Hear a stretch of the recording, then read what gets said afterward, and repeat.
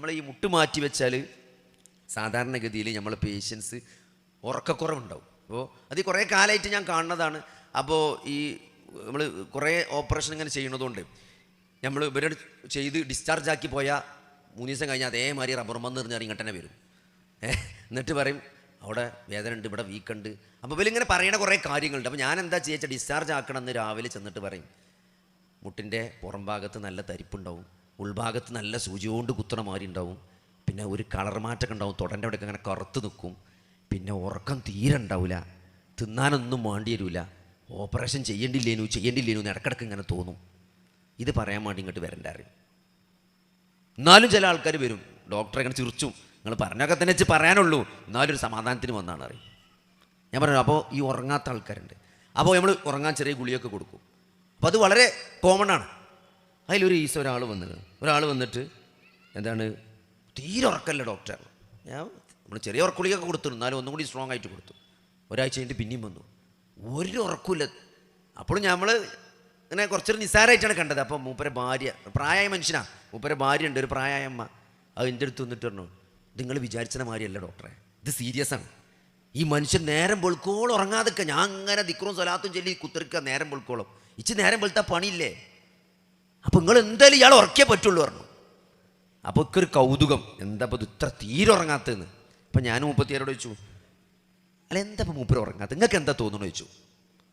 അപ്പോൾ ആ പറഞ്ഞൊരു കാര്യം ഉണ്ടല്ലോ ഞങ്ങളോട് പറയണം, ഞാൻ എൻ്റെ ജീവിതത്തിൽ ഇതേവരെ അങ്ങനെ കേട്ടിട്ടില്ല.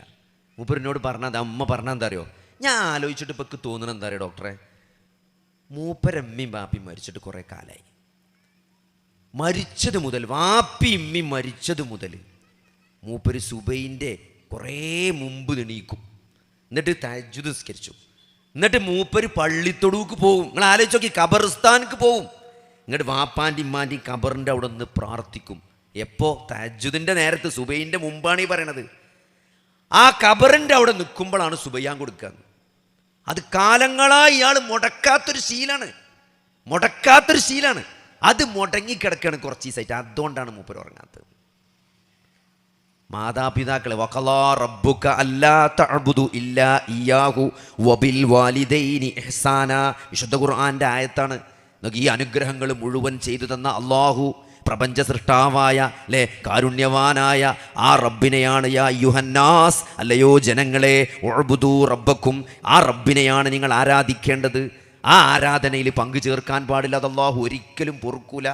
അള്ളാഹിനെ കൊണ്ടേ സത്യം ചെയ്യാൻ പാടുള്ളൂ, അള്ളാഹ്ക്കേ നേർച്ച നേരാൻ പാടുള്ളൂ അല്ലേ, അള്ളാഹിനോടെ പ്രാർത്ഥിക്കാൻ പാടുള്ളൂ, അള്ളാഹിനോടെ എന്ത് കാര്യങ്ങൾ ചോദിക്കാൻ പാടുള്ളൂ.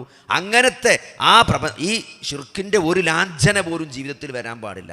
ഒരു ജാറത്തിലെ നൂലോ വെള്ളമോ, നിങ്ങളാലോചിക്ക്, ഒരു പ്രയാസം ദുരിതം ഇടങ്ങാറൊക്കെ ഉണ്ടാവുമ്പോൾ ഒരു ജാറത്ത് പോവുക, അല്ലെങ്കിൽ അവിടെ ഒരാളെ പോയി അവിടുത്തെ മന്ത്രിച്ച് ഊതിയത് കെട്ടുക, അല്ലെങ്കിൽ അവിടുന്ന് കുറച്ച് നെയ്യുണ്ടെന്ന് പെരറ്റുക, അവിടുന്ന് എന്തെങ്കിലും കൊണ്ടുവന്ന് കാണ്ട് തേച്ചാലും തൊട്ടാലും, സഹോദരങ്ങളെ, നമുക്ക് ബാധിച്ച പ്രയാസം അത് നീക്കിത്തരാൻ അള്ളാഹുനല്ലാതെ ആർക്കാണ് കഴിയുക അല്ലേ? അതല്ലേ ഈമാൻ കാര്യം. ഖൈറും ഷർറും അള്ളാഹുവിൽ നിന്നുള്ളതാണ്. എന്തിനാണ് പഠിപ്പിക്കുന്നത്? ഒരു ഖൈർ ബാധിച്ചാൽ നമ്മുടെ ജീവിതത്തിൽ നമുക്ക് കിട്ടാതെ പോയ ഒരു ഖൈർ അള്ളാഹു അല്ലാത്ത ഒരാൾക്കും കൊണ്ടുവന്നേരാൻ പറ്റൂല.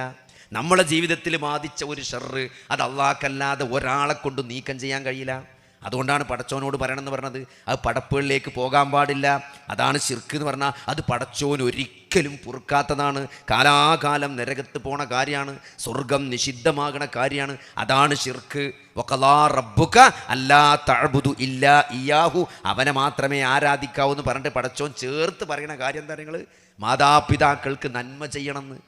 മാതാപിതാക്കൾക്ക്, ഈ മനുഷ്യനെ ആലോചിച്ച് നിങ്ങൾ കാലങ്ങളായി ചെയ്തു വരികയാണ് അല്ലേ?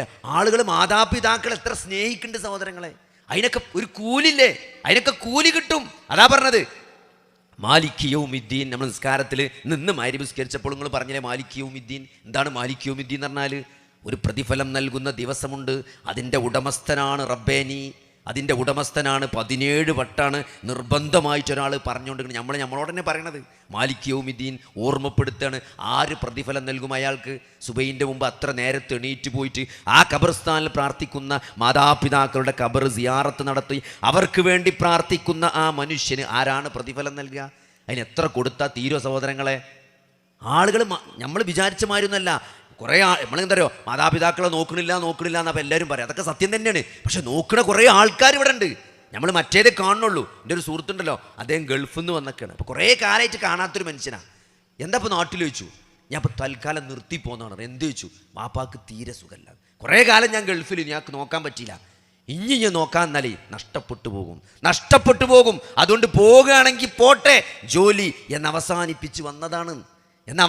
ജോലി പോകുകയാണെങ്കിൽ പോട്ടെ, നിർത്തിപ്പോന്നതാണ്. വാപ്പാനെ നോക്കാം. നിങ്ങൾ ആലോചിച്ച് നോക്കണം, വാപ്പാനെ നോക്കാം. എന്നിട്ട് മൂപ്പര് വിഷമം എന്താ അറിയോ, വാപ്പ അൽഷിമേഴ്സ് ബാധിച്ച് അന്തല്ലാണ്ട് കിടക്കാണ്. അപ്പോൾ 4 നേരം പാമ്പേഴ്സ് മാറ്റിക്കൊണ്ടിരിക്കുകയാണ്. അപ്പോൾ ചില നേരം പാമ്പേഴ്സ് ഇങ്ങോട്ട് തുറക്കുമ്പോൾ അതിൽ മല ഉണ്ടാവും. അപ്പോൾ സങ്കടമാണ്. എപ്പോട്ടതാണെന്നറിയില്ല, എപ്പോൾ വന്നതാണെന്നറിയില്ല, എത്ര നേരം എൻ്റെ വാപ്പ അതിൽ കിടന്നു എന്നറിയില്ല. അതിനൊക്കെ കുറ്റം കിട്ടുമെന്നാണ് ചോദിക്കണത്. ആ സങ്കടത്തിന് പോലും അള്ളാഹു പ്രതിഫലം നൽകും സഹോദരങ്ങളെ, അല്ലേ? ആ പാമ്പേഴ്സ് 3-4 നേരം മാറ്റിയിട്ടും അതിലൊരു മലമൂത്ര വിസർജനം കാണുമ്പോഴും എൻ്റെ വാപ്പ പ്രയാസപ്പെട്ടോ എന്ന് സങ്കടപ്പെടുന്ന മക്കൾക്ക് ആ മനസ്സിന് പോലും അള്ളാഹു പ്രതിഫലം നൽകും. ആ സങ്കടത്തിന് പടച്ചോൻ പ്രതിഫലം നൽകും. അതാണ് മാലിക് യൗമിദ്ദീൻ. അതാണ് നമ്മളോട് തന്നെ ഇങ്ങനെ പറയണത്, മാലിക് യൗമിദ്ദീൻ എന്നിങ്ങനെ ഓരോ നിസ്കാരത്തിൽ നോക്കി. നിങ്ങൾ ഇന്ന് മഗ്‌രിബിന് 3 വട്ടം പറഞ്ഞു മാലിക് യൗമിദ്ദീൻ. എന്താപ്പം അതിൻ്റെ അർത്ഥം? ഒരു ഒ പിയിലൊരു ഉമ്മ, നല്ല തിരക്കാണ്. അപ്പോൾ ഞാൻ സർജറി ആയിട്ട് കുറച്ചൊന്ന് വൈകി ഒ പിക്ക് വരാൻ. അപ്പോൾ കുറച്ച് തിരക്ക് കൂടി, ഒരു ഉമ്മ ബാക്ക് കൂടെ വന്നിക്കാണ്. എന്നിട്ട് എന്താ പറഞ്ഞത്, മോനെ ഇനി കാണിച്ചാലുള്ള നേരല്ല, ഞാൻ പോട്ടെ. ഞാൻ അവിടെ ഫാർമസിയിൽ പോയിട്ട് ഈ പഴയ മരുന്ന് തന്നെ കിട്ടുമെന്ന് ചോദിച്ചു. നിങ്ങൾ വൈകിയപ്പോൾ തരൂലാന്ന് പറഞ്ഞു. ആ മഞ്ഞ് നോക്കി നേരം കളയണ്ട, മരുന്ന് വെച്ചാൽ അതെന്നെ മതി. അപ്പോൾ എന്താ മകൾക്ക് ഇത്ര ധൃതി ചോദിച്ചു. അപ്പോൾ ഉമ്മ പറയാൻ തരളേ, എനിക്ക് 45 വയസ്സായ ഒരു ബുദ്ധിയില്ലാത്ത മോണ്ട് ഓനെ മലമൂത്ര വിസർജനം നടത്തി അതിൽ തന്നെ അങ്ങനെ കളിച്ചു. 45 വയസ്സായിക്കണ്. ഞാൻ ഓനെ അയൽവാസിനെ ഏൽപ്പിച്ച് പോന്നതാണ്. ഓൽക്ക് മടുക്കും മോനെ, അതുകൊണ്ട് ഞാൻ പോട്ടെ. നിങ്ങൾ ആലോചിച്ച് നോക്കി, 45 വയസ്സായ മകനെ നോക്കിക്കൊണ്ടിരിക്കണം അമ്മ. ആ അമ്മ ഒരു കല്യാണത്തിന് പോയിട്ടില്ല, ആ അമ്മ ഒരു ടൂറിന് പോയിട്ടില്ല. ആ അമ്മ ജീവിതത്തിൽ നമ്മൾ സന്തോഷമായി കാണുന്ന ഒരു സീനിലും ആ അമ്മ ഉണ്ടായിട്ടില്ല. ആ അമ്മ മകനെ നോക്കുകയാണ്. ഞാൻ വെറുതെ ചോദിച്ചു മാനോട്, മങ്ങളെ ഏറ്റവും വലിയൊരു ആഗ്രഹം എന്താ? അമ്മ പറഞ്ഞ മറുപടി എന്താ പറയുക,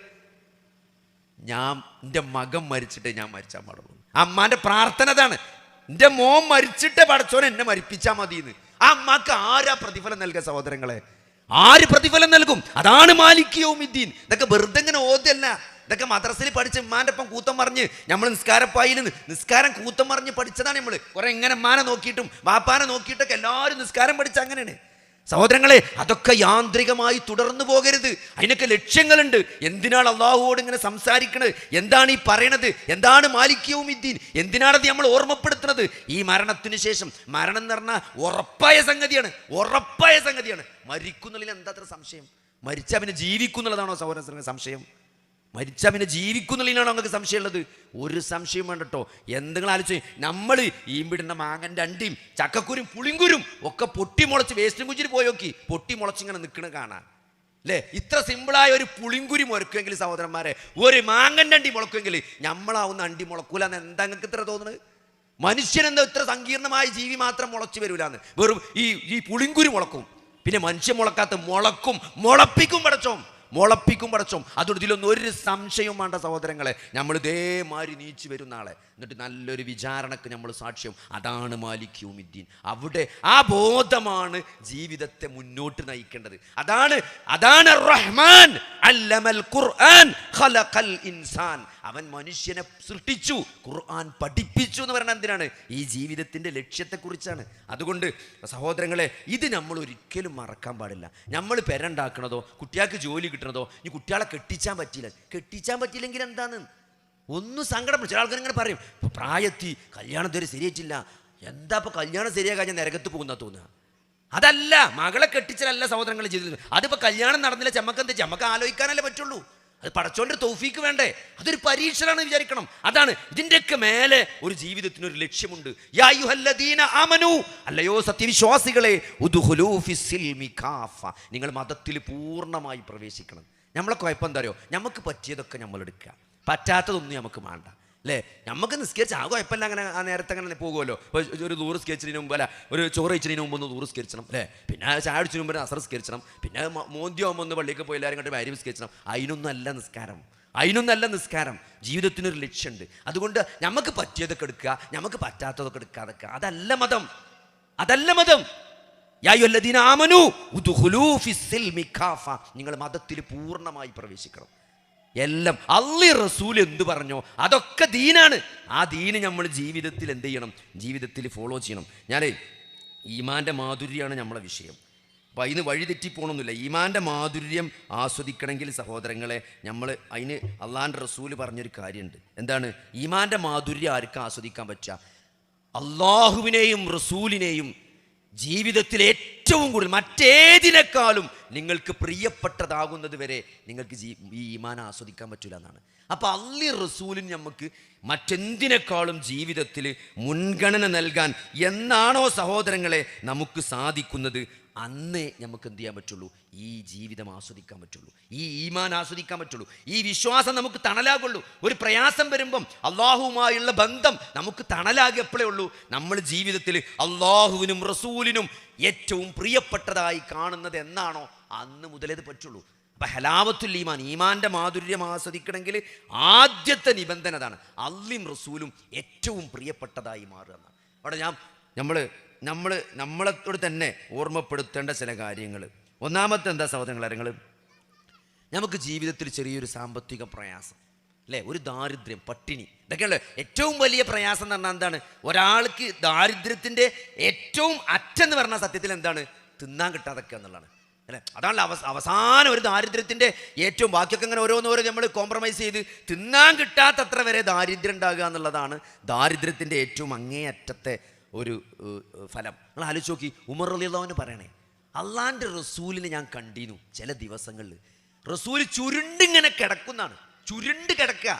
അള്ളാൻ്റെ റസൂല് ചുരുണ്ട് കിടക്കുന്നതായിട്ട് ഞാൻ കണ്ടിട്ടുണ്ടെന്ന് ഉമർ ബിൻ ഖത്താബ് റളിയല്ലാഹു അൻഹു പറയണേ. എന്നിട്ട് പറയാം, എന്തുകൊണ്ടാണ് നിങ്ങൾ ഒമാ യജിദു മിനദ് ദഖൽ, ദഖൽ കാരക്ക പോലും വയറ് നിറക്കാൻ കഴിയാത്തത് കൊണ്ട്, ദഖൽ ധാരക്ക പോലും വയറ് നിറക്കാൻ കിട്ടാത്തത് കൊണ്ട് അള്ളാൻ്റെ റസൂല് ചുരുണ്ട് കിടക്കുന്നതായിട്ട് ഞാൻ കണ്ടിട്ടുണ്ട്. ദഖൽ എന്ന് പറഞ്ഞാൽ നിങ്ങൾക്ക് മനസ്സിലാക്കാൻ വേണ്ടി പറയാം. അപ്പം ഈ മുന്തിരിൻ്റെ കാലാണ്, ഈ പച്ചമുന്തിരി ഈ ഗുഡ്സിലൊക്കെ റോഡ് സൈഡിൽ ബുക്കുണ്ടാവും. അത് നമ്മളൊരു കിലോ പെരീക്ക് വാങ്ങിക്കൊണ്ടെന്ന് വെള്ളത്തിലിട്ടാൽ കുറച്ച് കറുത്ത മുന്തിരി ഉണ്ടാവും. എന്ത്, ഒരു പച്ചയിൽ ഇങ്ങനെ കുറച്ച് കറുപ്പ് വന്ന് അങ്ങനെ ചുങ്ങിക്കണം മുന്തിരി, അത് കടിച്ചാൽ ഒരു കയ്പേക്കാരം, അത് ആരും അങ്ങനെ എടുത്ത് പൊറുക്കിയിട്ട് ഒഴിവാക്കും. ഈത്തപ്പഴത്തിൻ്റെ കൂട്ടത്തിൽ അങ്ങനെ കുറച്ച് ഈത്തപ്പഴം, അതിനാണ് ദക്കൽ എന്ന് പറയാം. ആ ദക്കൽ എന്ന ഏറ്റവും കുറഞ്ഞ ഒഴിവാക്കണ ഈത്തപ്പഴം പോലും കിട്ടാത്തത് കൊണ്ട് അള്ളാൻ അതുകൊണ്ട് വയറ് നിറക്കാൻ പറ്റാത്തതുകൊണ്ട് അള്ളാൻ്റെ റസൂല് ചുരുണ്ട് കിടക്കുന്നത് ഞാൻ കണ്ടിട്ടുണ്ടെന്ന് അല്ലേ. ഖന്തക്ക് യുദ്ധത്തിൽ കല്ല് വെച്ച് കെട്ടിക്കണ നബി, കല്ല് വെച്ച് കെട്ടിയേക്കുക, വിശപ്പടക്കാൻ പറ്റും. നോക്കി, ആയിഷ റളിയല്ലാഹു ആബിസ് ബിൻ റബീഹ ചോദിക്കുന്നുണ്ട് ആയിഷ റളിയല്ലാഹു അൻഹയോട്. ആയിഷ റളിയല്ലാഹു ചോദിക്കുന്നുണ്ട്, എന്താണ് 3 ദിവസം, അതായത് നബി സല്ലല്ലാഹു അലൈഹി വസല്ലം ആല് മുഹമ്മദ് തുടർച്ചയായിട്ട് 3 ദിവസം, അതായത് ആടിൻ്റെ കുളമ്പ് കൊണ്ടുവന്നിട്ടുണ്ട്. ആടിൻ്റെ കുളമ്പ് എന്താണ് നബി സല്ലല്ലാഹു അലൈഹി വസല്ലമയുടെ വീട്ടിൽ കൊണ്ടുവരുന്നതാണ്. ഈ ആൾക്കാർ കുളമ്പ് പറഞ്ഞാൽ കാല് വെറും ഒത്തുമില്ലാത്ത അടിയത്തെ കാലിനാണ് കുളമ്പ് പറയാം. ആ ആടിൻ്റെ കുളമ്പ് 1 മാസത്തിലധികം നബിൻ്റെ വീട്ടിലുണ്ടാകുമായിരുന്നു എന്നാണ്. ഒന്നും കിട്ടാത്തപ്പോൾ കുളമ്പ് ചൂടാക്കിയാണ്ട് വെള്ളത്തിലിട്ടാൽ വെള്ളം കുടിക്കുക. നിങ്ങൾ ആലോചിച്ച് നോക്കി. അപ്പോൾ ആയിഷ ബീവി ചിരിച്ചു എന്നാണ്. എന്നിട്ട് എന്തായാലും കൊടുത്ത മറുപടി ഞങ്ങൾ തുടർച്ചയായി 3 ദിവസം റൊട്ടിയും കറിയും, ആല് മുഹമ്മദ് നബിയുടെ കുടുംബം തുടർച്ചയായിട്ട് 3 ദിവസം റൊട്ടിയും ഗോതമ്പ് റൊട്ടിയും കറി വെച്ച് കൂട്ടിയിട്ടില്ല എന്നാണ്. 3 ദിവസം തുടർച്ചയായിട്ട് ഗോതമ്പ് റൊട്ടിയും കറിയും എന്തായത് കൂട്ടി തിന്നാൻ ആല് മുഹമ്മദ് അങ്ങനെ കൂട്ടിയിട്ടില്ല എന്നാണ്. അത്രയും ദരിദ്രനായിരുന്നു നബി സല്ലല്ലാഹു അലൈഹി വസല്ലം. നിങ്ങൾ ആലോചിച്ച് നോക്കി.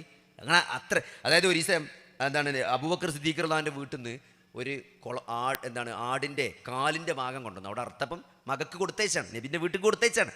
അപ്പോൾ ആയിഷ ബീവി പറയണേ, ഹസ്സാൻ നബിന് കായും ചോദിച്ചപ്പോൾ ആയിഷ ബീവി പറയണേ, അത് ഞങ്ങൾ മാറി ഞാൻ അങ്ങനെ പിടിക്കും, നബി മുറിക്കും, പിന്നെ നബി പിടിക്കും, ഞാൻ മുറിക്കും, അങ്ങനെ മാറി ഞങ്ങൾ രാത്രി അപ്പം തന്നെ മുറിച്ചു എന്ന് പറഞ്ഞു. അപ്പോൾ ഹസ്സാൻ നബിന് കായും ചോദിച്ചു, അപ്പം അന്ന് വിളക്കുണ്ടായിരുന്നില്ലെന്ന് ചോദിച്ചു. വിളക്ക് രാത്രി ഇങ്ങനെ വിളക്കൊന്നും കത്തിച്ചിരുന്നില്ല ചോദിച്ചു. അതിന് പറഞ്ഞൊരു മറുപടി എന്താ, നിങ്ങൾ ആ വിളക്കിലൊഴിക്കാനുള്ള എണ്ണ ഉണ്ടെങ്കിൽ അത് ഞങ്ങൾ കുടിക്കും, ഞങ്ങൾ ഭക്ഷിക്കുമായിരുന്നു എന്നാണ് പറഞ്ഞത്. അങ്ങനെ ഒരു കാലഘട്ടം ആർക്കാണ് സഹോദരങ്ങളെ?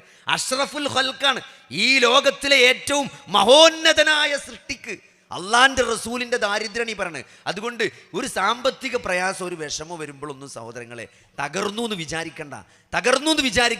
ഇതൊക്കെ അള്ളാഹു എന്തോ നമ്മളെ ഇടങ്ങേറാക്കുകയാണ് വിചാരിക്കണ്ട. ഇതൊക്കെ സഹോദരങ്ങളെ അള്ളാന്റെ റസൂല് ഇതിനേക്കാളൊക്കെ വലിയ പ്രതിസന്ധികളെ കഴിഞ്ഞു പോയിട്ടുണ്ട്. അതിലൊക്കെ നബി സല്ലല്ലാഹു അലൈഹി വസല്ലമ നന്ദിയുള്ള അടിമയായി ജീവിച്ചു പോയിട്ടുണ്ട്. അതുകൊണ്ട് അള്ളാഹിനെ കുറിച്ച് ഒരു മോശമായ ചിന്ത ജീവിതത്തിൽ എന്തൊക്കെ പ്രയാസങ്ങൾ ബാധിച്ചാലും ഒരു വിശ്വാസിക്ക് ഉണ്ടാകാൻ പാടില്ല എന്നാണ്. അതാണ് അള്ളാഹു റസൂലും പ്രിയപ്പെട്ടതായി മാറുക. ഒരു പരീക്ഷണം വരുമ്പം അത് പടച്ചോന്റെ ദറജ ഉയർത്താൻ വേണ്ടി തന്നതാണ് എന്ന് ആശ്വസിക്കാൻ നമുക്ക് സാധിക്കണം സഹോദരങ്ങളെ. അതുകൊണ്ട് ചില കാര്യങ്ങൾ നോക്കി, ഒന്നാമത് പറയാനുള്ള നമ്മളെ പെൺകുട്ടികളുടെ ഡ്രസ്സാണ്. അവിടെ പറഞ്ഞിട്ടേ ഞാൻ പോകുള്ളൂ എന്ന് തീരുമാനിച്ചിട്ട് വന്നാണ് ഞാൻ. എവിടെ നമ്മളിപ്പോൾ ചെന്നാലും നമ്മളെ എന്താണ് മുസ്ലിം പെൺകുട്ടികളുള്ള സ്ഥാപനങ്ങളിൽ പോലും ഇന്ന് രാവിലെ 8 മണി 9 മണിക്ക് അങ്ങാടിക്ക് ഇറങ്ങിയാൽ സകല പെൺകുട്ടികളും പാൻറ്റും കുപ്പായിട്ട് നടക്കുകയാണ്. എങ്ങനെ സഹോദരങ്ങളെ ഇത് നമുക്ക് ഇത് എങ്ങനെയാണ് നമ്മളെ പെരീന്ന് എങ്ങനെ ഒരു കുട്ടി അങ്ങനെ ഇറങ്ങുക? നിങ്ങൾ എന്താ ചെയ്യുക? അള്ളാന്റെ റസൂൽ ശപിച്ചിട്ടുണ്ട്. ലാന റസൂലുള്ളാഹി സ്വല്ലല്ലാഹു അലൈഹി വസല്ലം എന്താണ്? അർറജുല യൽബിസു ലുബ്സത്തൽ മർഅതി വൽ മർഅത തൽബിസു ലുബ്സത്തർ റജുൽ. ആണിന്റെ വസ്ത്രം ധരിച്ച പുരുഷനെയും പുരുഷന്റെ വസ്ത്രം ധരിച്ച പെണ്ണിനെയും, അല്ലെ, ആണിന്റെ വസ്ത്രം ധരിച്ച പെണ്ണിനെയും പെണ്ണിന്റെ വസ്ത്രം ധരിച്ച ആണിനെയും അള്ളാന്റെ റസൂൽ ശപിച്ചിട്ടുണ്ടെന്നാണ്. എന്നിട്ട് നോക്കി, ആ പാൻറ് ഇട്ടുകൊണ്ട് ഒരു കുപ്പായി ഒരു പാൻറ് ഇട്ട് അതെങ്ങനെ നല്ല മഫ്തട്ടുണ്ടാവും, നല്ല പർദീക്കിടുന്ന നല്ല മഫ്തട്ടുണ്ടാവും. പക്ഷേ താഴത്ത് പാൻറ്റും കുപ്പായി ആയിക്കാരം. അതെന്ത് ദീനാ സഹോദരങ്ങളെ? ആ തലമറച്ചത് എന്തുകൊണ്ടാണ്?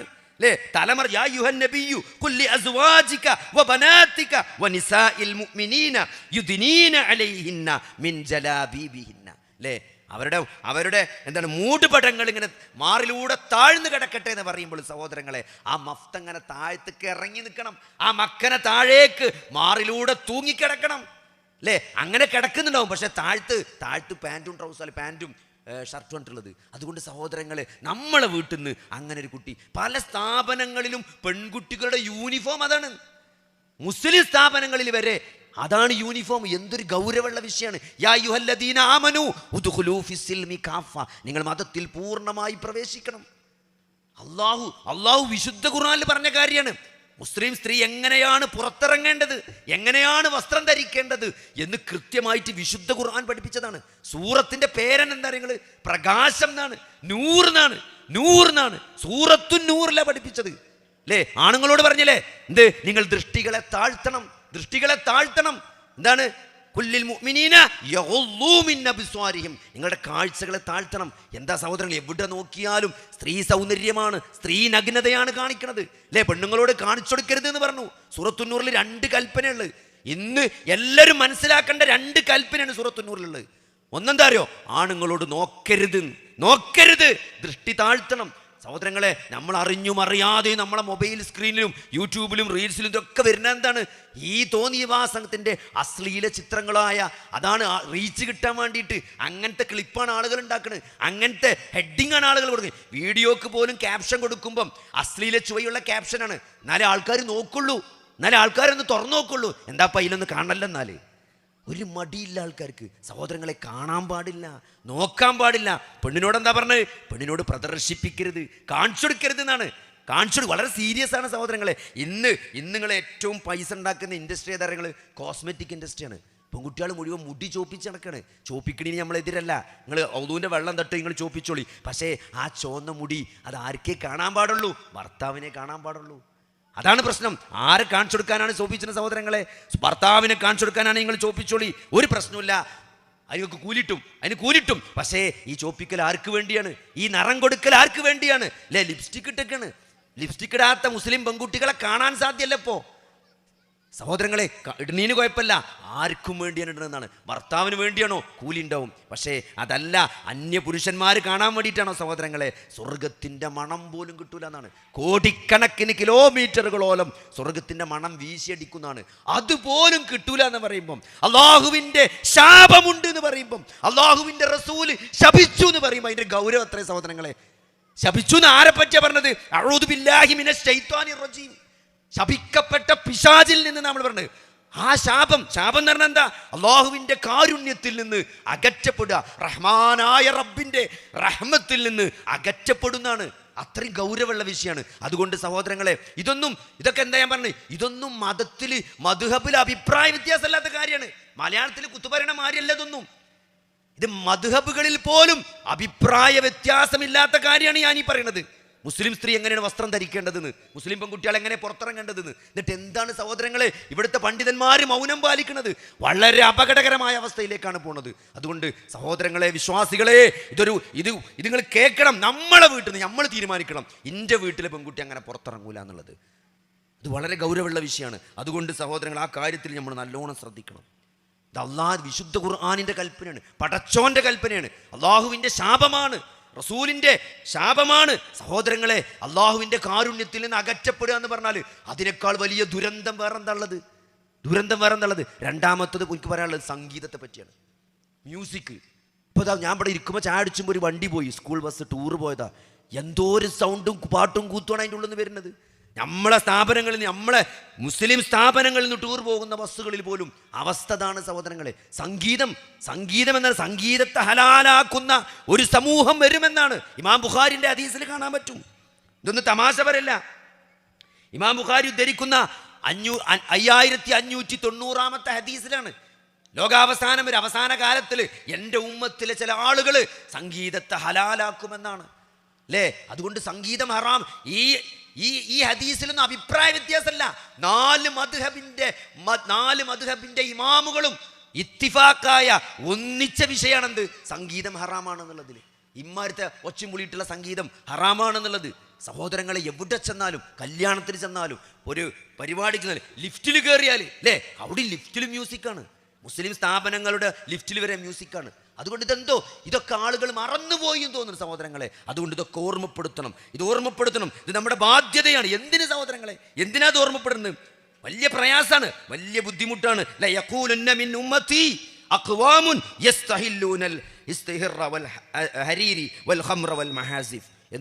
എന്ന വ്യക്തമായിട്ട് സംഗീതം അനുവദിക്കുന്ന, ഹലാലാക്കുന്ന ഒരു സമൂഹം എനിക്ക് ശേഷം വരുമെന്ന് അള്ളാഹുവിൻ്റെ റസൂൽ പറഞ്ഞിട്ടുണ്ട്. അതുകൊണ്ട് ഇത് ഗൗരവമായി തന്നെ നമ്മൾ കാണണം. അതുകൊണ്ട് എന്തിനാണ് സഹോദരങ്ങളെ നമ്മളിതൊക്കെ, നല്ല പ്രയാസമുണ്ട് ഈ കാലത്ത് ജീവിക്കാണ്ടല്ലോ, നല്ല ബുദ്ധിമുട്ടാണ്. ലിപ്സ്റ്റിക് ഇടാതെ, സ്പ്രേ അടിക്കാതെ, ലിപ്സ്റ്റിക് ഇടാതെ മക്കന മാറിലേക്ക് തൂക്കിയിട്ടിട്ട് ഒരു നല്ല മുസ്ലിം സ്ത്രീയുടെ വസ്ത്രം ധരിച്ച് ശരീരത്തിൻ്റെ നിമ്നോന്നതകൾ പുറത്ത് കാണിക്കാതെ ഒരു പെൺകുട്ടിക്ക് പുറത്തിറങ്ങാൻ സാധിക്കുന്നുണ്ടെങ്കിൽ അത് വല്ലാത്ത ദീൻ തന്നെയാണ്. അതാണ് അഹബ്ബ ഇലൈക്കും മിനല്ലാഹി വറസൂലിഹി, അള്ളാഹുവും റസൂലും മറ്റെന്തിനേക്കാളും എനിക്ക് പ്രിയപ്പെട്ടതാകാം. എന്താ ഇപ്പോൾ ഒരു തണ്ട വൈബിൽ വന്നിട്ട് ചോദിക്കും അല്ലേ, കൂട്ടുകാരികൾ ചോദിക്കും, എന്താ ഇപ്പോൾ ഒരു തണ്ട വൈബിൽ ഇറങ്ങി തള്ള വൈബിൽ അല്ലേ, നമ്മളെ തള്ളാർ വല്യമാരാണ് ഇങ്ങനെ വരിക സാധാരണ, എന്താ ഇപ്പോൾ ഒരു തള്ള വൈബിൽ വന്നിട്ട് ചോദിക്കും, പരിഹസിക്കും. ആ പരിഹാസങ്ങൾ സന്തോഷമായി കാണണം. കാരണം എന്താ അറിയോ, ഇന്നമിൻ വറാഇകുൻ അയ്യാമൻ അസ്സബ്റു ഫീഹിന്ന മിസ്ലുൽ ഖബ്ലി അലൽ ജംർ എന്നാണ്. എനിക്ക് ശേഷം വരാനിരിക്കുന്ന ആളുകളുണ്ട്, ചില നാളുകൾ വരാനുണ്ട് എന്നാണ്. അന്നുണ്ടല്ലോ, അന്ന് ക്ഷമ.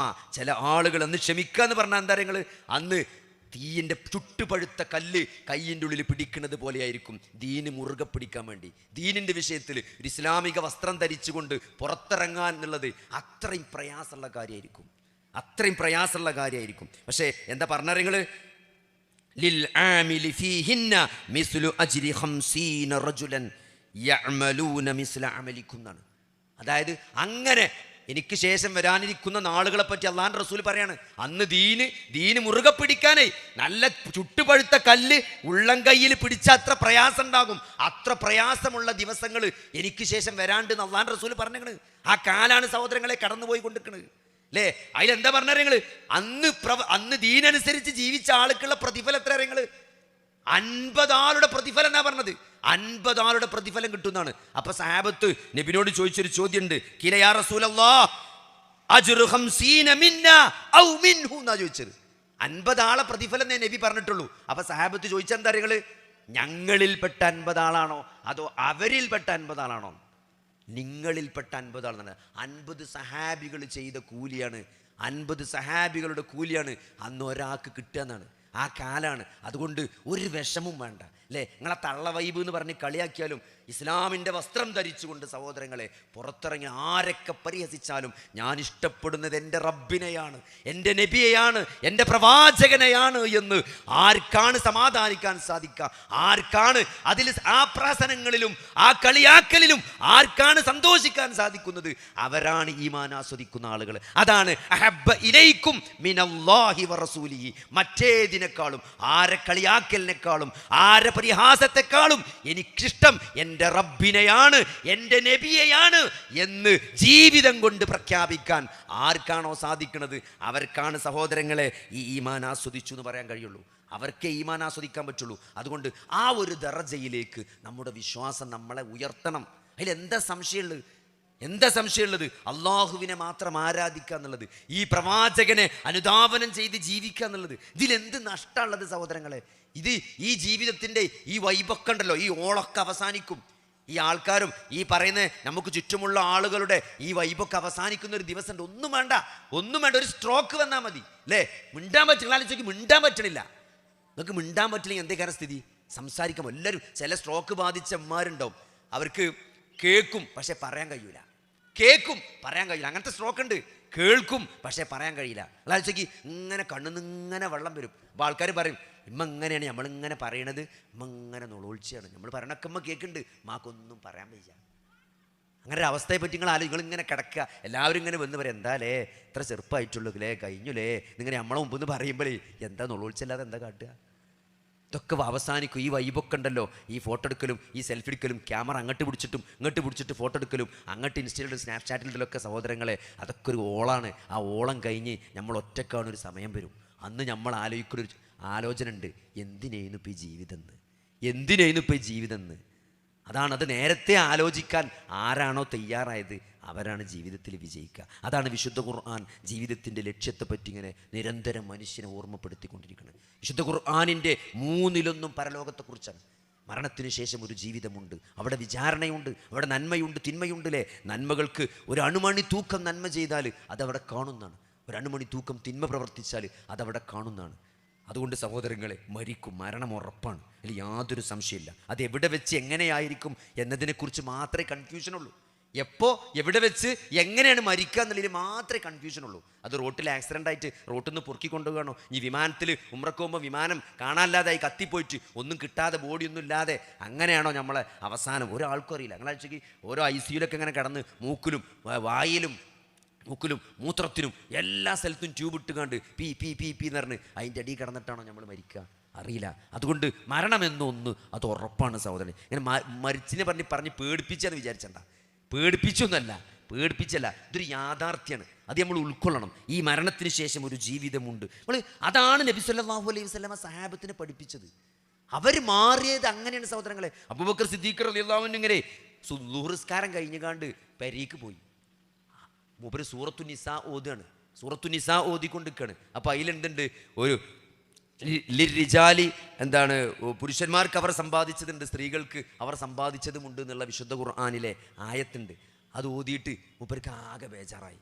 പടച്ചോനെ, മനുഷ്യപ്പം എങ്ങനെ നോക്കിയാലും ഇപ്പം നേരം വെളുത്തുങ്ങൾ എടുത്ത് നോക്കി, നമ്മളിപ്പോൾ നിസ്കരിച്ചിക്കണമെങ്കിലും നമ്മൾ കുറേ കുറ്റം പറഞ്ഞു അല്ലേ, കുറേ ആൾക്കാരെ ചീത്ത പറഞ്ഞു, കുറേ ആൾക്കാരെ കുറ്റം പറഞ്ഞു, നെഗറ്റീവായത് പറഞ്ഞു, അങ്ങനെ കുറേ നമ്മൾ ജീവിതത്തിൽ തെറ്റുകൾ ചെയ്തു പോകുന്നുണ്ട്. അപ്പോൾ എന്തായാലും കുറേ തെറ്റുകൾ ഉണ്ടാവുമല്ലോ. അപ്പോൾ അതൊക്കെ പിന്നെ നാളെ നമ്മൾ മറുപടി പറയേണ്ടി വരില്ലേ? അതാണല്ലോ വിശുദ്ധ ഖുർആനിൽ പുരുഷൻ അവനെ സമ്പാദിച്ചതും ഉണ്ടാവും, സ്ത്രീ അവൾക്ക് സമ്പാദിച്ചതും ഉണ്ടാവും എന്ന് പറയുമ്പം അത് അപ്പോൾ ആകെ മൂപ്പര് ബേജാറായിട്ട്. ആരാണ് സഹോദരങ്ങളെ അബൂബക്കർ സിദ്ദീഖ് റളിയല്ലാഹു അൻഹു? അള്ളാൻ്റെ റസൂലിൻ്റെ സദസ്സിൽ നബി ചോദിക്കുകയാണ്, ഇന്ന് ആരാണ് ഒരു മയ്യത്ത് നിസ്കരിച്ച്, ഇന്ന് ആരാണ് ഒരു ജനാസയെ അനുഗമിച്ചതെന്ന് ചോദിക്കുമ്പം അബൂബക്കർ സിദ്ദീഖ് എന്ന് പറഞ്ഞു, ഞാനുണ്ട് നബിയെ.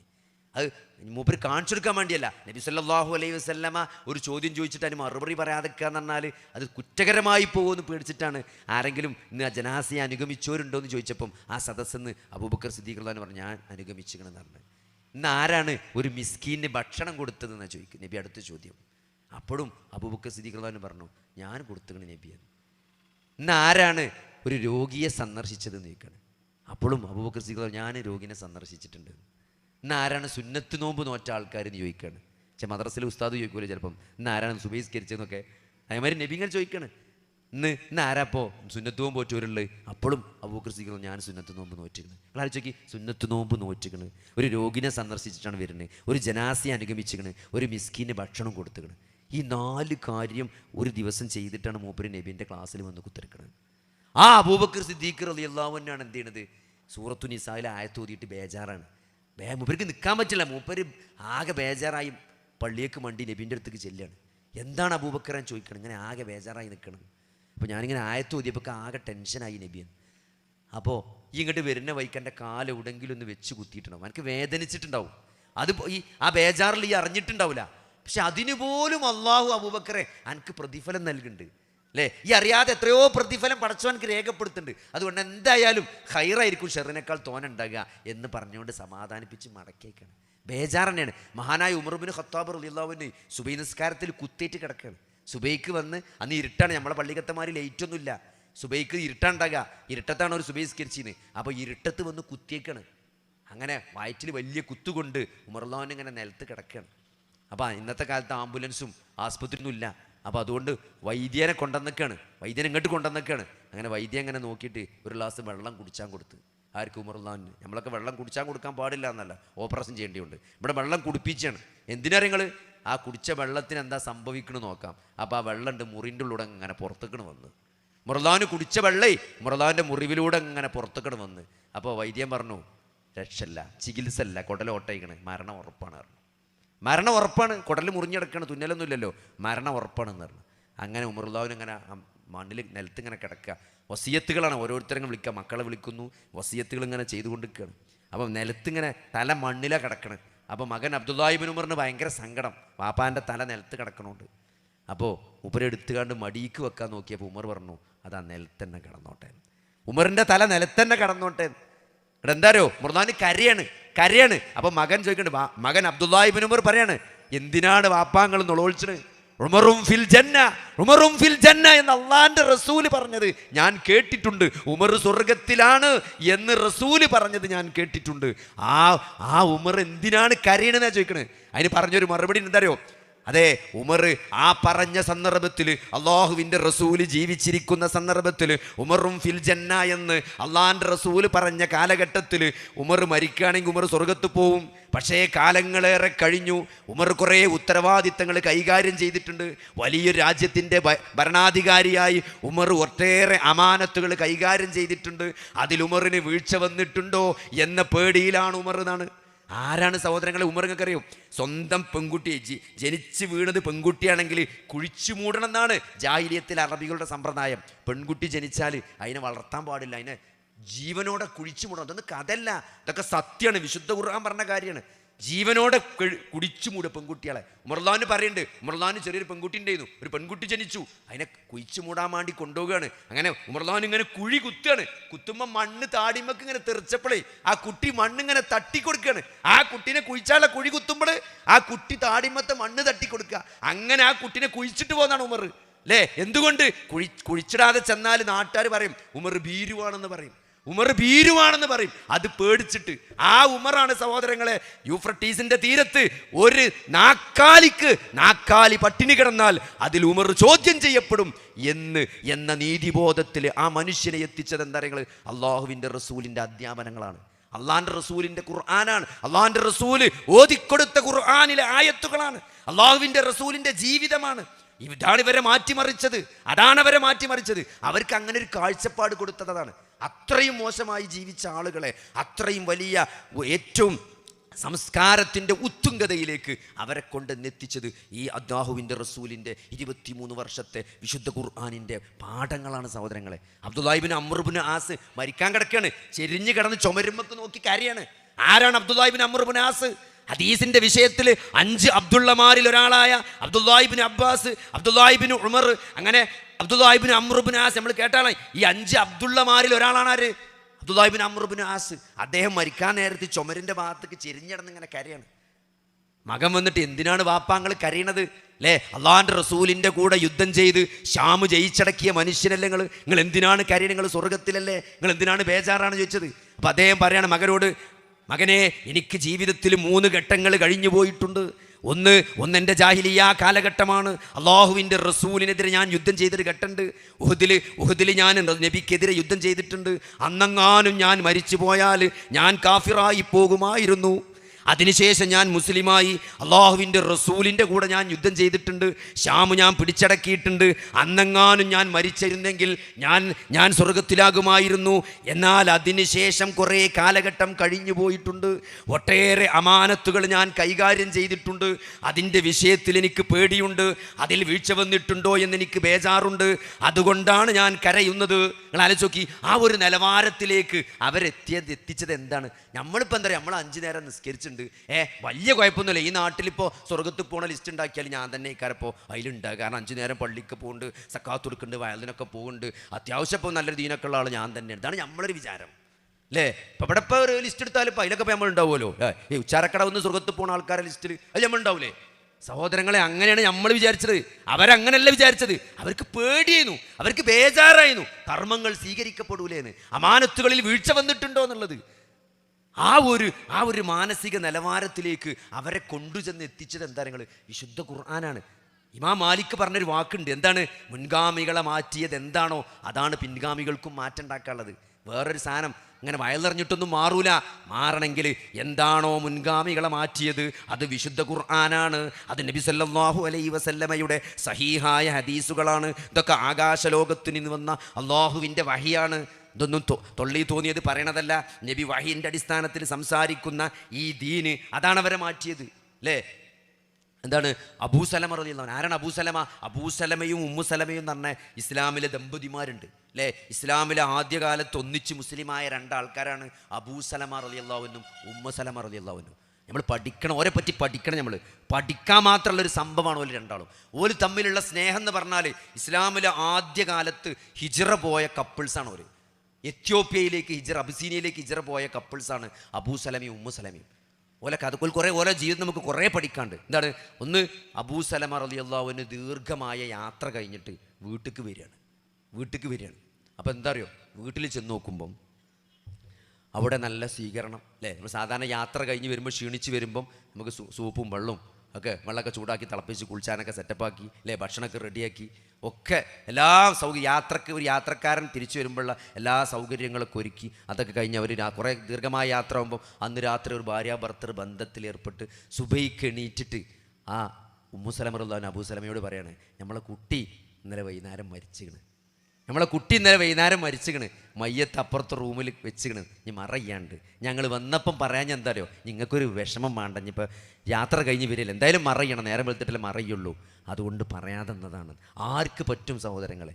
അതാണ് ഈ കുട്ടി മരിക്കുക എന്നുള്ളത് എന്തല്ല ഒരു ദുരന്തമല്ല സഹോദരങ്ങളെ. ഒരു കുട്ടി മരിക്കുമ്പം ഒരു മാതാപിതാക്കൾ ആ വിരഹത്തിൽ വേദനിക്കുന്ന ആ മനസ്സിൽ നിന്ന് അൽഹംദുലില്ലാ ഇന്നാ ലില്ലാഹി വ ഇന്നാ ഇലൈഹി റാജിഊൻ എന്നൊരു വിശ്വാസിക്ക് പറയാൻ സാധിച്ചാലേ അള്ളാഹ് പറഞ്ഞെന്താ അറിയാം, മലക്കിനോട് പറയുന്നതാണ്, ബൈത്തുൽ ഹംദ് എന്ന് പേരിട്ട് സ്വർഗത്തിൽ ഒരു പെരണ്ടാക്കിയിട്ട് അത് രജിസ്റ്റർ ചെയ്ത് കൊടുത്തലാന്നാണ്. ഈ രജിസ്ട്രേഷൻ തന്നെ പേരടക്കം കിട്ടുന്നതാണ്. ബൈത്തുൽ ഹംദ് എന്ന് പേരിട്ടിട്ട് അത് രജിസ്റ്റർ ചെയ്ത് നിങ്ങൾക്ക് തരും. എന്ത്? നിങ്ങളൊക്കെ ഒരു കുട്ടി മരിച്ചിട്ട് നിങ്ങൾ അൽഹംദുലില്ലാ എന്ന് ഉള്ളു തുറന്നിട്ട് പറഞ്ഞാൽ, ഉള്ളു തുറന്ന് നിങ്ങൾക്ക് മനസ്സുകൊണ്ട് അങ്ങനെ അള്ളാഹുവിനോട് അങ്ങനെ ഒരു കൃതജ്ഞത രേഖപ്പെടുത്താൻ പറ്റിയാൽ, അപ്പോൾ ഇതൊന്നും നഷ്ടമല്ല. അത് മനസ്സിലാക്കിയവരാണ് അവർ അല്ലേ? അബൂസലമ മരിക്കണം. നിങ്ങൾ അത്രയും സ്നേഹമുള്ള ദമ്പതികളാണ്. അബൂസലമ റളിയല്ലാഹു അൻഹു മരിക്കണം. അങ്ങനെ ഉമ്മുസലമക്ക് ഭയങ്കര വിഷമാണ്. നോക്കി, അത്രയും സ്നേഹനിധിയായ ഒരു ഭർത്താവ് വിട്ടുപിരിയുമ്പം ഒരു സ്ത്രീയുടെ മനസ്സ് എത്ര വിഷമിക്കുണ്ടാവും. അതിൽ അള്ളാഹിൻ്റെ റസൂല് പഠിപ്പിച്ചൊരു പ്രാർത്ഥന ഉണ്ട്. ജീവിതത്തിൽ വലിയ വിഷമുണ്ടാകുന്ന സന്ദർഭത്തിൽ അല്ലാഹുമ്മ അജ്റുനി ഫീ മുസീബത്തി, അല്ലാഹുവേ ഈ എൻ്റെ മുസീബത്തിൽ എനിക്ക് നീ പ്രതിഫലം നൽകണമേ, വ അഖ്ലിഫ് ലീ ഖൈറൻ മിൻഹാ, ഈ പോയതിനേക്കാൾ പകരം നല്ലത് എനിക്ക് നീ നൽകണേ എന്ന് പ്രാർത്ഥിക്കാൻ വേണ്ടി നബി പഠിപ്പിച്ചിട്ടുണ്ടെന്നാണ്. ആ പ്രാർത്ഥന പ്രാർത്ഥിക്കുമ്പോഴും നിങ്ങൾ മനസ്സിലാക്കേണ്ട ഒരു പോയിന്റ് എന്താ അറിയോ, ആ പ്രാർത്ഥന പ്രാർത്ഥിക്കുന്ന സന്ദർഭത്തിൽ പോലും ഉമ്മുസലമ റളിയല്ലാഹു അൻഹ വിചാരിക്കണം എന്താ അറിയോ, അബൂസലമക്ക് പകരം ഒരാളെ തരണേന്നാണല്ലോ ഇപ്പോൾ പറയണത്. അബൂസലമക്ക് പകരം ഈ ഭൂമിയിൽ ആരുമില്ല എന്നാണ്. അത്രയും സ്നേഹമുള്ള മനുഷ്യനായിരുന്നു. ഞാൻ ആര് വന്നാലും അത് അബൂ സലമയോളം ആകൂല എന്നാണ് ആ പ്രാർത്ഥന പ്രാർത്ഥിക്കുമ്പോൾ പോലും ഉമ്മു സലമ വിചാരിച്ചത്. പക്ഷേ സഹോദരങ്ങളെ, കുറച്ച് ദിവസം കഴിഞ്ഞപ്പോൾ അള്ളാൻ്റെ റസൂലാണ് ഉമ്മു സലമയെ കല്യാണം കഴിച്ച്. അബൂ സലമയേക്കാൾ ഖൈറായതിന് എനിക്ക് പകരം നൽകണേ എന്ന് ഉമ്മു സലമ പ്രാർത്ഥിച്ചപ്പോൾ പടച്ചോൻ കൊടുത്തത് ആരെയാണ്? നിങ്ങൾ നബിനെയാണ് കൊടുത്തത്. അതുകൊണ്ട് പ്രാർത്ഥന നഷ്ടാവില്ല. നിങ്ങൾ അള്ളാഹിനോട് ആത്മാർത്ഥമായിട്ട് പ്രാർത്ഥിച്ചാലേ ജീവിതത്തിൽ ഒരു നഷ്ടം വരാനുള്ള സഹോദരങ്ങളെ. അതാണ് നബി സല്ലല്ലാഹു അലൈഹി വസല്ലം അവരെ പഠിപ്പിച്ചത്. അവർ മാറിയത് അങ്ങനെയാണ് അല്ലേ. മഹാനായ ഉമർ ഇബ്നു ഖത്താബ് റളിയല്ലാഹു അൻഹു ഹജ്ജിന് പോവുകയാണ്. ഹജ്ജിന് പോയി മീനായിൽ ഇങ്ങനെ പ്രാർത്ഥിക്കുകയാണ് അല്ലേ. അന്ന് നമ്മളെ ഇന്നത്തെ പോലെ ഇങ്ങനെ ടെൻ്റ് അടിച്ചുള്ള മീനല്ല, ഒഴിഞ്ഞു കിടക്കുന്ന മീനാണ്. അപ്പോൾ ഇബ്നു അബ്ബാസ് റളിയല്ലാഹു കൂടെ ഉണ്ട്, ഹജ്ജിന് ഉമറിൻ്റെ കൂടെ ഉണ്ട്. അപ്പോൾ ഇബ്നു അബ്ബാസിന് ഉമർ റളിയല്ലാഹുവിന് ഒരു പ്രത്യേകത ഉണ്ട്. അബൂബക്കർ സിദ്ദീഖ് റളിയല്ലാഹു പ്രാർത്ഥിച്ചാൽ ആരും കേൾക്കൂല, മെല്ലെ പ്രാർത്ഥിക്കുക. ഉമർ പ്രാർത്ഥിച്ചാൽ കുറച്ച് ഉറക്കനെ പ്രാർത്ഥിക്കുക. അപ്പോൾ കുറച്ചെടുത്ത് പോയി എന്നാൽ ഉമറിൻ്റെ പ്രാർത്ഥന കേൾക്കാൻ പറ്റും. അപ്പോൾ എന്താണ് മീനയിൽ ഉമർ പ്രാർത്ഥിക്കുന്നത് എന്നറിയാൻ വേണ്ടി ഇബ്നു അബ്ബാസ് റളിയല്ലാഹു മെല്ലെ അടുത്ത് പോയി നിൽക്കണം, കുറച്ചടുത്ത് വന്ന് നിൽക്കും. എന്താ ഇപ്പോൾ ഉമർ പ്രാർത്ഥിക്കണം നോക്കാൻ. എന്താ ഉമർ പ്രാർത്ഥിച്ചറിയങ്ങൾ? അത് ഉമറിന് പ്രായം കൂടി വരികയാണ്. ഉമറിന് പ്രായം കൂടി വരികയാണ്. ഇസ്ലാമിക രാഷ്ട്രം വിശാലമായി വരികയാണ്. അമാനത്തുകൾ വർദ്ധിച്ച് വരികയാണ്. അതുകൊണ്ട് ഉമറിനെ കൊണ്ട് താങ്ങാൻ പറ്റാതായിട്ടുണ്ട്. അതുകൊണ്ട് ഈ അമാനത്തുകൾ കൈകാര്യം ചെയ്യാൻ ഉമറിന് പ്രയാസം വരികയാണെങ്കിൽ, ഉമറിനൊരു പ്രയാസം വരികയാണെങ്കിൽ അള്ളാൻ്റെ റസൂലിൻ്റെ പുണ്യ മദീനയിൽ വെച്ച് ഉമറിനെ നീ ഷഹീദാക്കണേ എന്നാണ് ഉമർ പ്രാർത്ഥിക്കണേ. എന്ത് ഈ അമാനത്തുകളൊക്കെ കൈകാര്യം ചെയ്യാൻ ഉമറിന് പ്രയാസമായിട്ട് വരികയാണെങ്കിൽ ഉമറിനെ ഈ മദീനത്ത് ഷഹീദാക്കണേന്ന് നിങ്ങൾ ആലോചിക്കുക. ഇബ്നു അബ്ബാസ് റളിയല്ലാഹു അൻഹു ആ പ്രാർത്ഥന കേട്ടിട്ട് വിചാരിക്കണം എന്താ നിങ്ങൾ, എങ്ങനെ ഇപ്പം ഈ പ്രാർത്ഥന നടക്കുക എന്നാണ്. കാരണം പ്രാർത്ഥിച്ചത് ഉമറാണ്, ഉത്തരം ഉണ്ടാവുന്ന ഉറപ്പാണ്. പക്ഷെ എങ്ങനെയാണ് ഉത്തരം കിട്ടുക? മദീനയിൽ അന്ന് ഇസ്ലാമിക രാഷ്ട്രം എന്ന് പറഞ്ഞാൽ ഏറ്റവും സുശക്തമായി നിൽക്കുകയാണ്. ആ ഇസ്ലാമിക രാഷ്ട്രത്തിൻ്റെ ഹെഡായ മദീനയിൽ വന്നിട്ട് ഒരാൾ ഉമറിനെ കൊല്ലണമെന്നുണ്ടെങ്കിൽ അത് നടക്കൂല. കാരണം ഒരു സൈന്യം മദീനയിൽ വരാൻ മാത്രം അയൽ രാജ്യങ്ങളിൽ ഒരു സൈന്യം ഇല്ലപ്പോൾ. ഒരു സൈന്യം മദീനത്തേക്ക് കയറി ഉമറിനെ കൊല്ലണ്ടേ? നടക്കൂല. പിന്നെ എങ്ങനെ ഉമർ മരിക്കുക എന്നാണ്. ഉമർ മരിക്കണമെന്ന് കാണണമല്ലോ എന്നാണ് ഇബ്നു അബ്ബാസ് റളിയല്ലാഹു വിചാരിക്കണേ. സഹോദരങ്ങളെ, 2 ആഴ്ച കഴിഞ്ഞപ്പോഴാണ് സുബഹി നിസ്കാരത്തിൽ കുത്തേറ്റ് ഉമർ റളിയല്ലാഹു മരിക്കണേ. അതുകൊണ്ട് ആ വിശ്വാസിയുടെ പ്രാർത്ഥന ഉണ്ടല്ലോ, അതിന് ഉത്തരം ഉണ്ടാവും.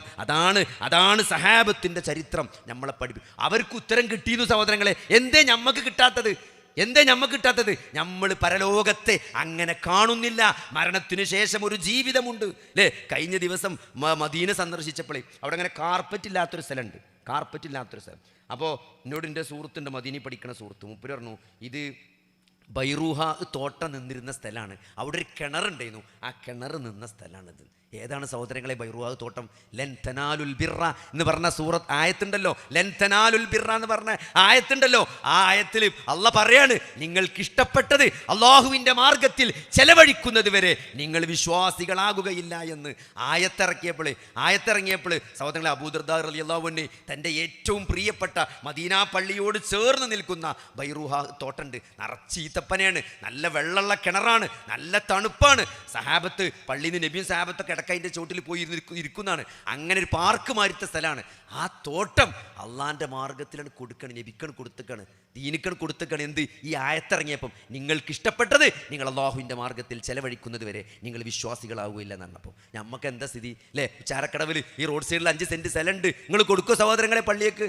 നമ്മൾ എന്തൊക്കെ കൊടുക്കാൻ പറ്റാതെക്കാം, എന്തൊക്കെ കാരണമുണ്ടോ അതൊക്കെ പറയും. അത് ഇൻ്റെതല്ല, എൻ്റെ പെണ്ണുങ്ങൾ അമ്മോൻ്റെയും കൂടിയാണ്. എന്നാൽ അവന് കൊടുക്കണ്ടല്ലോ അല്ലേ? നമ്മൾ പള്ളിയൊക്കെ സ്ഥലം ചോദിച്ചാൽ പറയുന്നത് ആ സ്ഥലത്ത് നിന്ന് ഇപ്പം എങ്ങനെ തരും? അതിപ്പോൾ എനിക്ക് താല്പര്യമുണ്ട് തരാം, പക്ഷെ എന്താ പറയുക, ഞാൻ എൻ്റെ മാത്രമല്ല എൻ്റെയും പെണ്ണുങ്ങൾ അമ്മോൻ്റെയും കൂടിയാണ്. മോന് നമ്മൾ താല്പര്യമില്ലാത്ത ആളാണ്, അതുകൊണ്ട് തരൂല. സഹോദരങ്ങൾ, ഇതൊക്കെ നമ്മൾ ഇത് ആയത്തിറങ്ങിയപ്പോൾ കൊടുക്കാണ്. അതാണ് അവരുടെ മനസ്സ് അല്ലേ? അതാണ് അവരുടെ മനസ്സ്. എന്താണ് നബി സല്ലല്ലാഹു അലൈഹി വസല്ലമ ഒരു അതിഥി വീട്ടിൽ വരികയാണ് അല്ലേ? അല്ല, ഒരു അതിഥി പള്ളിയിൽ വരികയാണ്. അപ്പോൾ അയാൾക്ക് ഒരു താമസം അറേഞ്ച് ചെയ്ത് കൊടുക്കണം. ആര് കൊണ്ടുപോകുന്നതാണ്? അപ്പോൾ നബി സല്ലല്ലാഹു അലൈഹി വസല്ലം അങ്ങനെ ചോദിച്ചു, ഇന്നിപ്പോൾ ആരാ ഇയാളെ വീട്ടിൽ കൊണ്ടുപോയി സൽക്കരിക്കുക? അബൂ അയ്യൂബുൽ അൻസാരി റളിയല്ലാഹു പള്ളിക്ക് നിൽക്കുന്ന മൂപ്പരുന്ന ഒരു ഗസ്റ്റ് ഉണ്ട് നമുക്ക്. ഇന്നത്തെ പോലെ ഇന്നിപ്പോൾ എന്താ വെച്ചാൽ നിങ്ങൾ ഇവിടെ എവിടെയെങ്കിലും കുടുങ്ങിയാൽ നിങ്ങൾക്ക് കുറച്ചപ്പുറത്ത് എന്നെ പോയാൽ ലോഡ്ജ് കിട്ടും, നമുക്ക് ഓടി ലോഡ്ജ് കിട്ടും. പണ്ടത്തെ കാലത്ത് ലോഡ്ജില്ല. അപ്പോൾ ഒരു യാത്രക്കാരൻ, അതുകൊണ്ടാണ് യാത്രക്കാരൻ നമ്മൾ എന്ത് ചെയ്യണത്, നമ്മൾ അതിഥിയായി കൂട്ടി ഓനെ നമ്മൾ സൽക്കരിച്ച കൂലി ഉണ്ട് എന്ന് പറഞ്ഞാൽ അതുകൊണ്ടാണ്. കാരണം യാത്രക്കാർക്ക് വേറെ ഓപ്ഷൻ അല്ല അന്ന്. അപ്പോൾ അതുകൊണ്ട് ഈ യാത്രക്കാരൻ ആരാ വീട്ടിൽ കൊണ്ടുപോയി ചോദിച്ചു. അപ്പോൾ അബൂ അയ്യൂബുൽ അൻസാരി റളിയല്ലാഹു അൻഹു ആ യാത്രക്കാരനെ വീട്ടിൽ കൂട്ടിക്കൊണ്ടുപോവാണ്. വീട്ടിൽ കൂട്ടിക്കൊണ്ടേറ്റ് പെണ്ണുങ്ങളോട് വേഗം ചെന്നിട്ട് പറഞ്ഞത്. അന്ന് ഫോണൊന്നുമില്ല, മറ്റേ നമ്മളാണെങ്കിൽ ഒരു ചങ്ങായി ഒപ്പം കൂടിയാണ് എന്തായാലും തിന്നാണ്ടോ വയ്ക്കൂല്ലേ, അങ്ങനെ നമ്മൾ പറയാം അപ്പോൾ ഫോൺ വിളിച്ചിട്ട്, അല്ലെങ്കിൽ മെസ്സേജ് അയക്കും ഒരു ചങ്ങായി വരുന്നുണ്ട് എന്തെങ്കിലുമൊക്കെ ഉണ്ടാക്കാറിട്ട്. ഇതങ്ങനല്ല, ഇത് പെരയിൽ ചെന്നിട്ടാണ് കാണുള്ളൂ. പെണ്ണുങ്ങളോട് പറയാണ് എന്താ അപ്പോൾ ഇവിടെ ഉള്ളത്. അപ്പോൾ പറഞ്ഞു കുട്ടികളൊക്കെ തിന്ന് കടന്നിക്കണ്, നമുക്ക് രണ്ടാക്കുള്ളത് മാത്രമേ ഉള്ളൂ ഇവിടെ, ഇനിയിപ്പോൾ എന്താ ചെയ്യുക. അപ്പോൾ മൂപ്പരൊരു ഐഡിയ പറയാണ്, ഞാനും മൂപ്പരും കൂടി ഭക്ഷണം കഴിക്കാതിരിക്കും. അപ്പോൾ നമുക്ക് രണ്ടാക്കുള്ളതിന് തന്നളാം, എന്നിട്ട് ഞാനും മൂപ്പരും കൂടി ഭക്ഷണം കഴിക്കാതിരിക്കും. കഴിക്കാൻ തുടങ്ങുന്നതോടുകൂടി ഞാൻ വിളക്കാണ്ട് ഊതും. കഴിക്കാൻ തുടങ്ങുന്നതോടുകൂടി ഞാൻ എന്ത് ചെയ്യും, ഞാൻ വിളക്കാണ്ട് ഊതും. പിന്നെ ആരാ തിന്ന് മനസ്സിലാവില്ല, നമ്മൾ തിന്നാന്നാൽ മതിയല്ലോ, മൂപ്പരാൻ തിന്നോളൂല്ലോ, അപ്പോൾ മൂപ്പർക്ക് പള്ളറിഞ്ഞോളൂല്ലോ. അങ്ങനെ ചെയ്യാൻ തരാം. അങ്ങനെ രണ്ടാളും പ്ലാൻ ചെയ്ത് സെറ്റാക്കിയിട്ട് എന്ത് ചെയ്യും, അതിഥിനെ വിളിച്ച് ഭക്ഷണം കഴിക്കാതിരിക്കും, തിന്നാൻ തുടങ്ങുമ്പോൾ വിളക്കാണ്ട് ഊതും. നബി സല്ലല്ലാഹു അലൈഹി വസല്ലമയാണ് ഇപ്പോൾ ആളെ പറഞ്ഞയച്ചത് അല്ലേ. നബിക്ക് വഹി കിട്ടുകയാണ്, പടച്ചോൻ വഹി എത്തിച്ചു കൊടുക്കുകയാണ്. ഇന്നലെ അബൂ അയ്യൂബുൽ അൻസാരി കൊണ്ടുപോയ ഒരാളെ അബൂ അയ്യൂബുൽ അൻസാരി ഇങ്ങനെയൊക്കെയാണ് കാട്ടിയതെന്ന് പടച്ചോന് വഹി കൊടുക്കണം നബിക്ക്, വിളക്കൂതിക്കാണ്ട് നല്ലോണം തീറ്റിച്ചിക്കണെന്ന്. അങ്ങനെ പിറ്റേന്ന് പള്ളിയേക്ക് വരുമ്പോൾ നബി സ്വല്ലല്ലാഹു അലൈഹി വസല്ലം പറയാണ് അബൂ അയ്യൂബുൽ അൻസാരിനോട്, എന്തറിയോ, അള്ളാഹു അർശിൻ്റെ മുകളിൽ നിന്ന് ചിറിച്ചു എന്നാണ്. അള്ളാഹു അർശിൻ്റെ മുകളിൽ നിന്ന് ചിറിച്ചു എന്ന് അബൂ അയ്യൂബ് അൻസാരി കാണിച്ച് കണ്ടിട്ട്. സഹോദരങ്ങളെ, അതാണ് അവർ അതിനൊക്കെ ഒരു യാഥാർത്ഥ്യ ബോധത്തോടു കൂടി അതിനൊക്കെ കൂലി കിട്ടും എന്ന ബോധത്തോടു കൂടിയാണ് അവർ ദീനിനെ കണ്ടത്. നമ്മളെന്താ പറയുക, നമുക്ക് ഇതിലൊന്നും ഒരു ഉറപ്പില്ലാത്ത കളിയാണ് നമ്മൾ കളിച്ചുകൊണ്ടിരിക്കുന്നത്. അതുകൊണ്ട് അത് മാറ്റി വെക്കണം, യഖീന് വേണം. വഹും ബിൽ ആഖിറതി യൂഖിനൂൻ എന്നാണ് അല്ലേ. ആരാണ് വിശ്വാസികൾ, ആരാണ് വിശ്വാസികൾ എന്ന് പറഞ്ഞുകൊടുത്ത് വിശുദ്ധ ഖുർആൻ സൂറത്തു ബഖറയിൽ എന്താണ് വിശുദ്ധ ഖുർആൻ, അല്ലദീന യുഅ്മിനൂന ബിൽ ഗൈബി വയുഖീമൂനസ് സ്വലാത്ത വമിമ്മാ റസഖ്നാഹും യുൻഫിഖൂൻ അല്ലേ. വല്ലദീന യുഅ്മിനൂന ബിമാ ഉൻസില ഇലൈക വമാ ഉൻസില മിൻ ഖബ്ലിക വബിൽ ആഖിറതി ഹും യൂഖിനൂൻ. അവർ പരലോകത്തിൽ ദൃഢമായി വിശ്വസിച്ചിരുന്നു. ആ യഖീൻ എന്താ സഹോദരങ്ങളെ നമുക്കില്ലാതെ പോയത്. നമ്മൾ ഫുൾ അഡ്ജസ്റ്റ്മെൻറ്റിന് ദീനായിട്ടാണ് നമ്മൾ നടക്കുന്നത്. അതുകൊണ്ട് അതൊന്നും മാറ്റിവെച്ച് പരലോകത്ത് ദൃഢമായി വിശ്വസിച്ചുകൊണ്ട് നമ്മൾ ജീവിക്കാൻ തയ്യാറാകണം. നോമ്പ് വരാൻ പോവാണ്, അവസാനിപ്പിക്കുകയാണ്.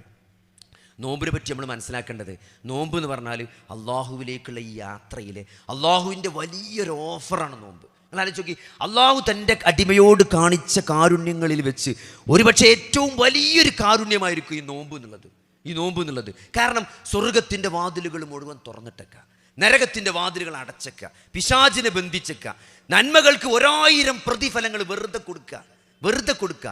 ഇതിനേക്കാളേറെ എന്താണ് സഹോദരങ്ങളെ അല്ലേ, ഇതിനേക്കാളേറെ എന്താണ് അല്ലേ. മിമ്പർമെന്ന് അള്ളാന്റെ റസൂൽ ഇങ്ങനെ പ്രസംഗിക്കാണ്, മിമ്പർ ആളുകളൊക്കെ സഹാബത്തൊക്കെ ഇങ്ങനെ സാഗൂതം ഇരിക്കാണ്. എന്താണ് നബി പറയുന്നതെന്ന് ഇങ്ങനെ ശ്രദ്ധിച്ച് ജീവിതത്തിൽ പകർത്താൻ വേണ്ടി തയ്യാറായി നിൽക്കുകയാണ്. നബി സല്ലല്ലാഹു അലൈഹി വസല്ലം മുണ്ടണില്ല, ഒരു സൈലൻസ് ആണ്. ആകെ കേട്ടത് എന്താ അറിയോ, ആമീൻ ആമീൻ ആമീൻ. 3 ആമീൻ ആ പുറത്തേക്ക് കേട്ടോളൂ. മിമ്പർ വന്ന് ഇറങ്ങിയേക്കെന്നെ സഹാബത്ത് ചോദിച്ചു, എന്താ നബി നിങ്ങൾ 3 ആമീൻ പറഞ്ഞത് എന്താന്ന് ചോദിച്ചു. അപ്പോൾ ജിബ്രീൽ പ്രാർത്ഥിച്ചു. എന്താ പ്രാർത്ഥിച്ചത് നിങ്ങൾ?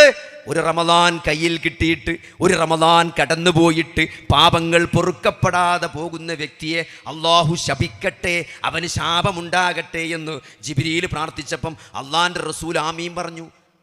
ഒരു റമദാൻ കയ്യിൽ കിട്ടിയിട്ട് പാപങ്ങൾ പൊറുക്കപ്പെടാതെ പോയാലേ ശാപമുണ്ടാകും. ആരാ പ്രാർത്ഥിച്ചത്? മലക്കുൽ മുക്കറം ജിബ്രീൽ. ആരാണ് ആമീൻ പറഞ്ഞത്? അള്ളാന്റെ റസൂലാണ് ആമീൻ പറഞ്ഞത്. ശപിച്ചുകൊണ്ട് ആമീൻ പറഞ്ഞ ശാപപ്രാർത്ഥനയ്ക്ക് അള്ളാന്റെ റസൂൽ ആമീൻ പറയാന്നുള്ളത് ഗൗരവമുള്ള വിഷയമാണ്. കാരണം എന്താ അറിയോ, ആയിഷ ബീവി നബിനോട് ചോദിക്കുന്നുണ്ട്, നബിയെ നിങ്ങളുടെ ജീവിതത്തിൽ ഏറ്റവും ദുഃഖമുള്ള ദിവസമേതായിരുന്നു? നിങ്ങളുടെ ജീവിതത്തിൽ നിങ്ങൾക്ക് ഏറ്റവും സങ്കടമുണ്ടായ ആ ദിവസമേതായിരുന്നു? ഖദീജ ബീവി മരണപ്പെട്ട ദിവസമാണോ നിങ്ങൾക്ക് ജീവിതത്തിൽ ഏറ്റവും സങ്കടമുണ്ടായത്? അപ്പം നബി ആയിഷ ബീവിയോട് പറഞ്ഞെന്താ അറിയോ, അല്ല, എനിക്ക് ഏറ്റവും സങ്കടം ഉണ്ടായതെന്നാ നിങ്ങൾ, അതായത് മക്കയിൽ ദഅവത്ത് തുടങ്ങി, ലാ ഇലാഹ ഇല്ലല്ലാഹ് പറയാൻ തുടങ്ങി. ലാത്തനെയും മനാത്തനെയും നിങ്ങൾ വിളിച്ചരുത് കേട്ടോ. നിങ്ങൾ ലാത്തനെയും മനാത്തനെയും ഉസ്സനെയും വിളിച്ച് പ്രാർത്ഥിക്കരുത്. നിങ്ങൾ അള്ളാനെ മാത്രമേ വിളിച്ച് പ്രാർത്ഥിക്കാൻ പാടുള്ളൂ. അള്ളാഹിനോട് മാത്രമേ നിങ്ങൾ സഹായം തേടാൻ പാടുള്ളൂ. അള്ളാഹ്ക്ക് മാത്രമേ നിങ്ങൾ നേർച്ച നേരാൻ പാടുള്ളൂ. അള്ളാഹിനെ കൊണ്ട് മാത്രമേ നിങ്ങൾ സത്യം ചെയ്യാൻ പാടുള്ളൂ എന്ന് മക്കയിലെ മുശ്രിക്കുകളോട് അള്ളാഹിൻ്റെ റസൂൽ പറഞ്ഞപ്പം അതുവരെ അൽ അമീൻ എന്ന് വിളിച്ച നാവ് കൊണ്ട് അവർ സാഹിർ എന്ന് വിളിച്ചു, അവർ ഭ്രാന്തനെന്ന് വിളിച്ചു, മാരണക്കാരനെന്ന് വിളിച്ചു, മജ്നൂൻ എന്ന് വിളിച്ചു, അപഹസിച്ചു, പരിഹസിച്ചു, ഉപദ്രവിച്ചു, എറിഞ്ഞു, ആട്ടിയോടിച്ചു. എല്ലാവിധ പീഡനങ്ങളും ഏറ്റപ്പോഴേ നബി ഒരു രക്ഷയില്ലായിട്ട് നബിയുടെ ഉമ്മാൻ്റെ വീട്ടുകാർ താമസിക്കുന്ന, ഗോത്രക്കാർ താമസിക്കുന്ന തായിഫിലേക്കൊന്ന് പോയി നോക്കാൻ വിചാരിച്ചു. തായിഫിലേക്ക്. അങ്ങനെ തായിഫിലെ ഓരോ വീട്ടിലും നബി കയറി അഭയം കിട്ടുമോ എന്ന് നോക്കി. അവരാരും അഭയം കൊടുത്തില്ല. തായിഫിലെ തെരുവിലെ കുട്ടികൾ നബിയെ കല്ലെറിഞ്ഞു. നബിക്ക് മുറിവേറ്റ് രക്തം വാർന്നു. ആ ഒരു സന്ദർഭത്തിലാണ് നബിക്ക് ജീവിതത്തിൽ ഏറ്റവും സങ്കടം ഉണ്ടായത്. എന്നിട്ടോ ആ നേരത്ത് ജിബ്രീൽ വരുന്നുണ്ട്. എന്ത്? ഈ സമൂഹത്തെ മറിച്ച് ശിക്ഷിക്കാൻ, ഇവരങ്ങോട്ട് കമിഴ്ത്തി മറിച്ചിടാൻ, ആ മല ഇവരെ മേലെ കൂടെ മറിച്ചിടാൻ വേണ്ടി അള്ളാൻ്റെ കൽപ്പന ഉണ്ട്. നിങ്ങൾ അനുവാദം തന്നപ്പോൾ അവിടെ നടക്കും പറഞ്ഞു. അള്ളാൻ്റെ റസൂൽ അനുവാദം കൊടുത്തില്ല.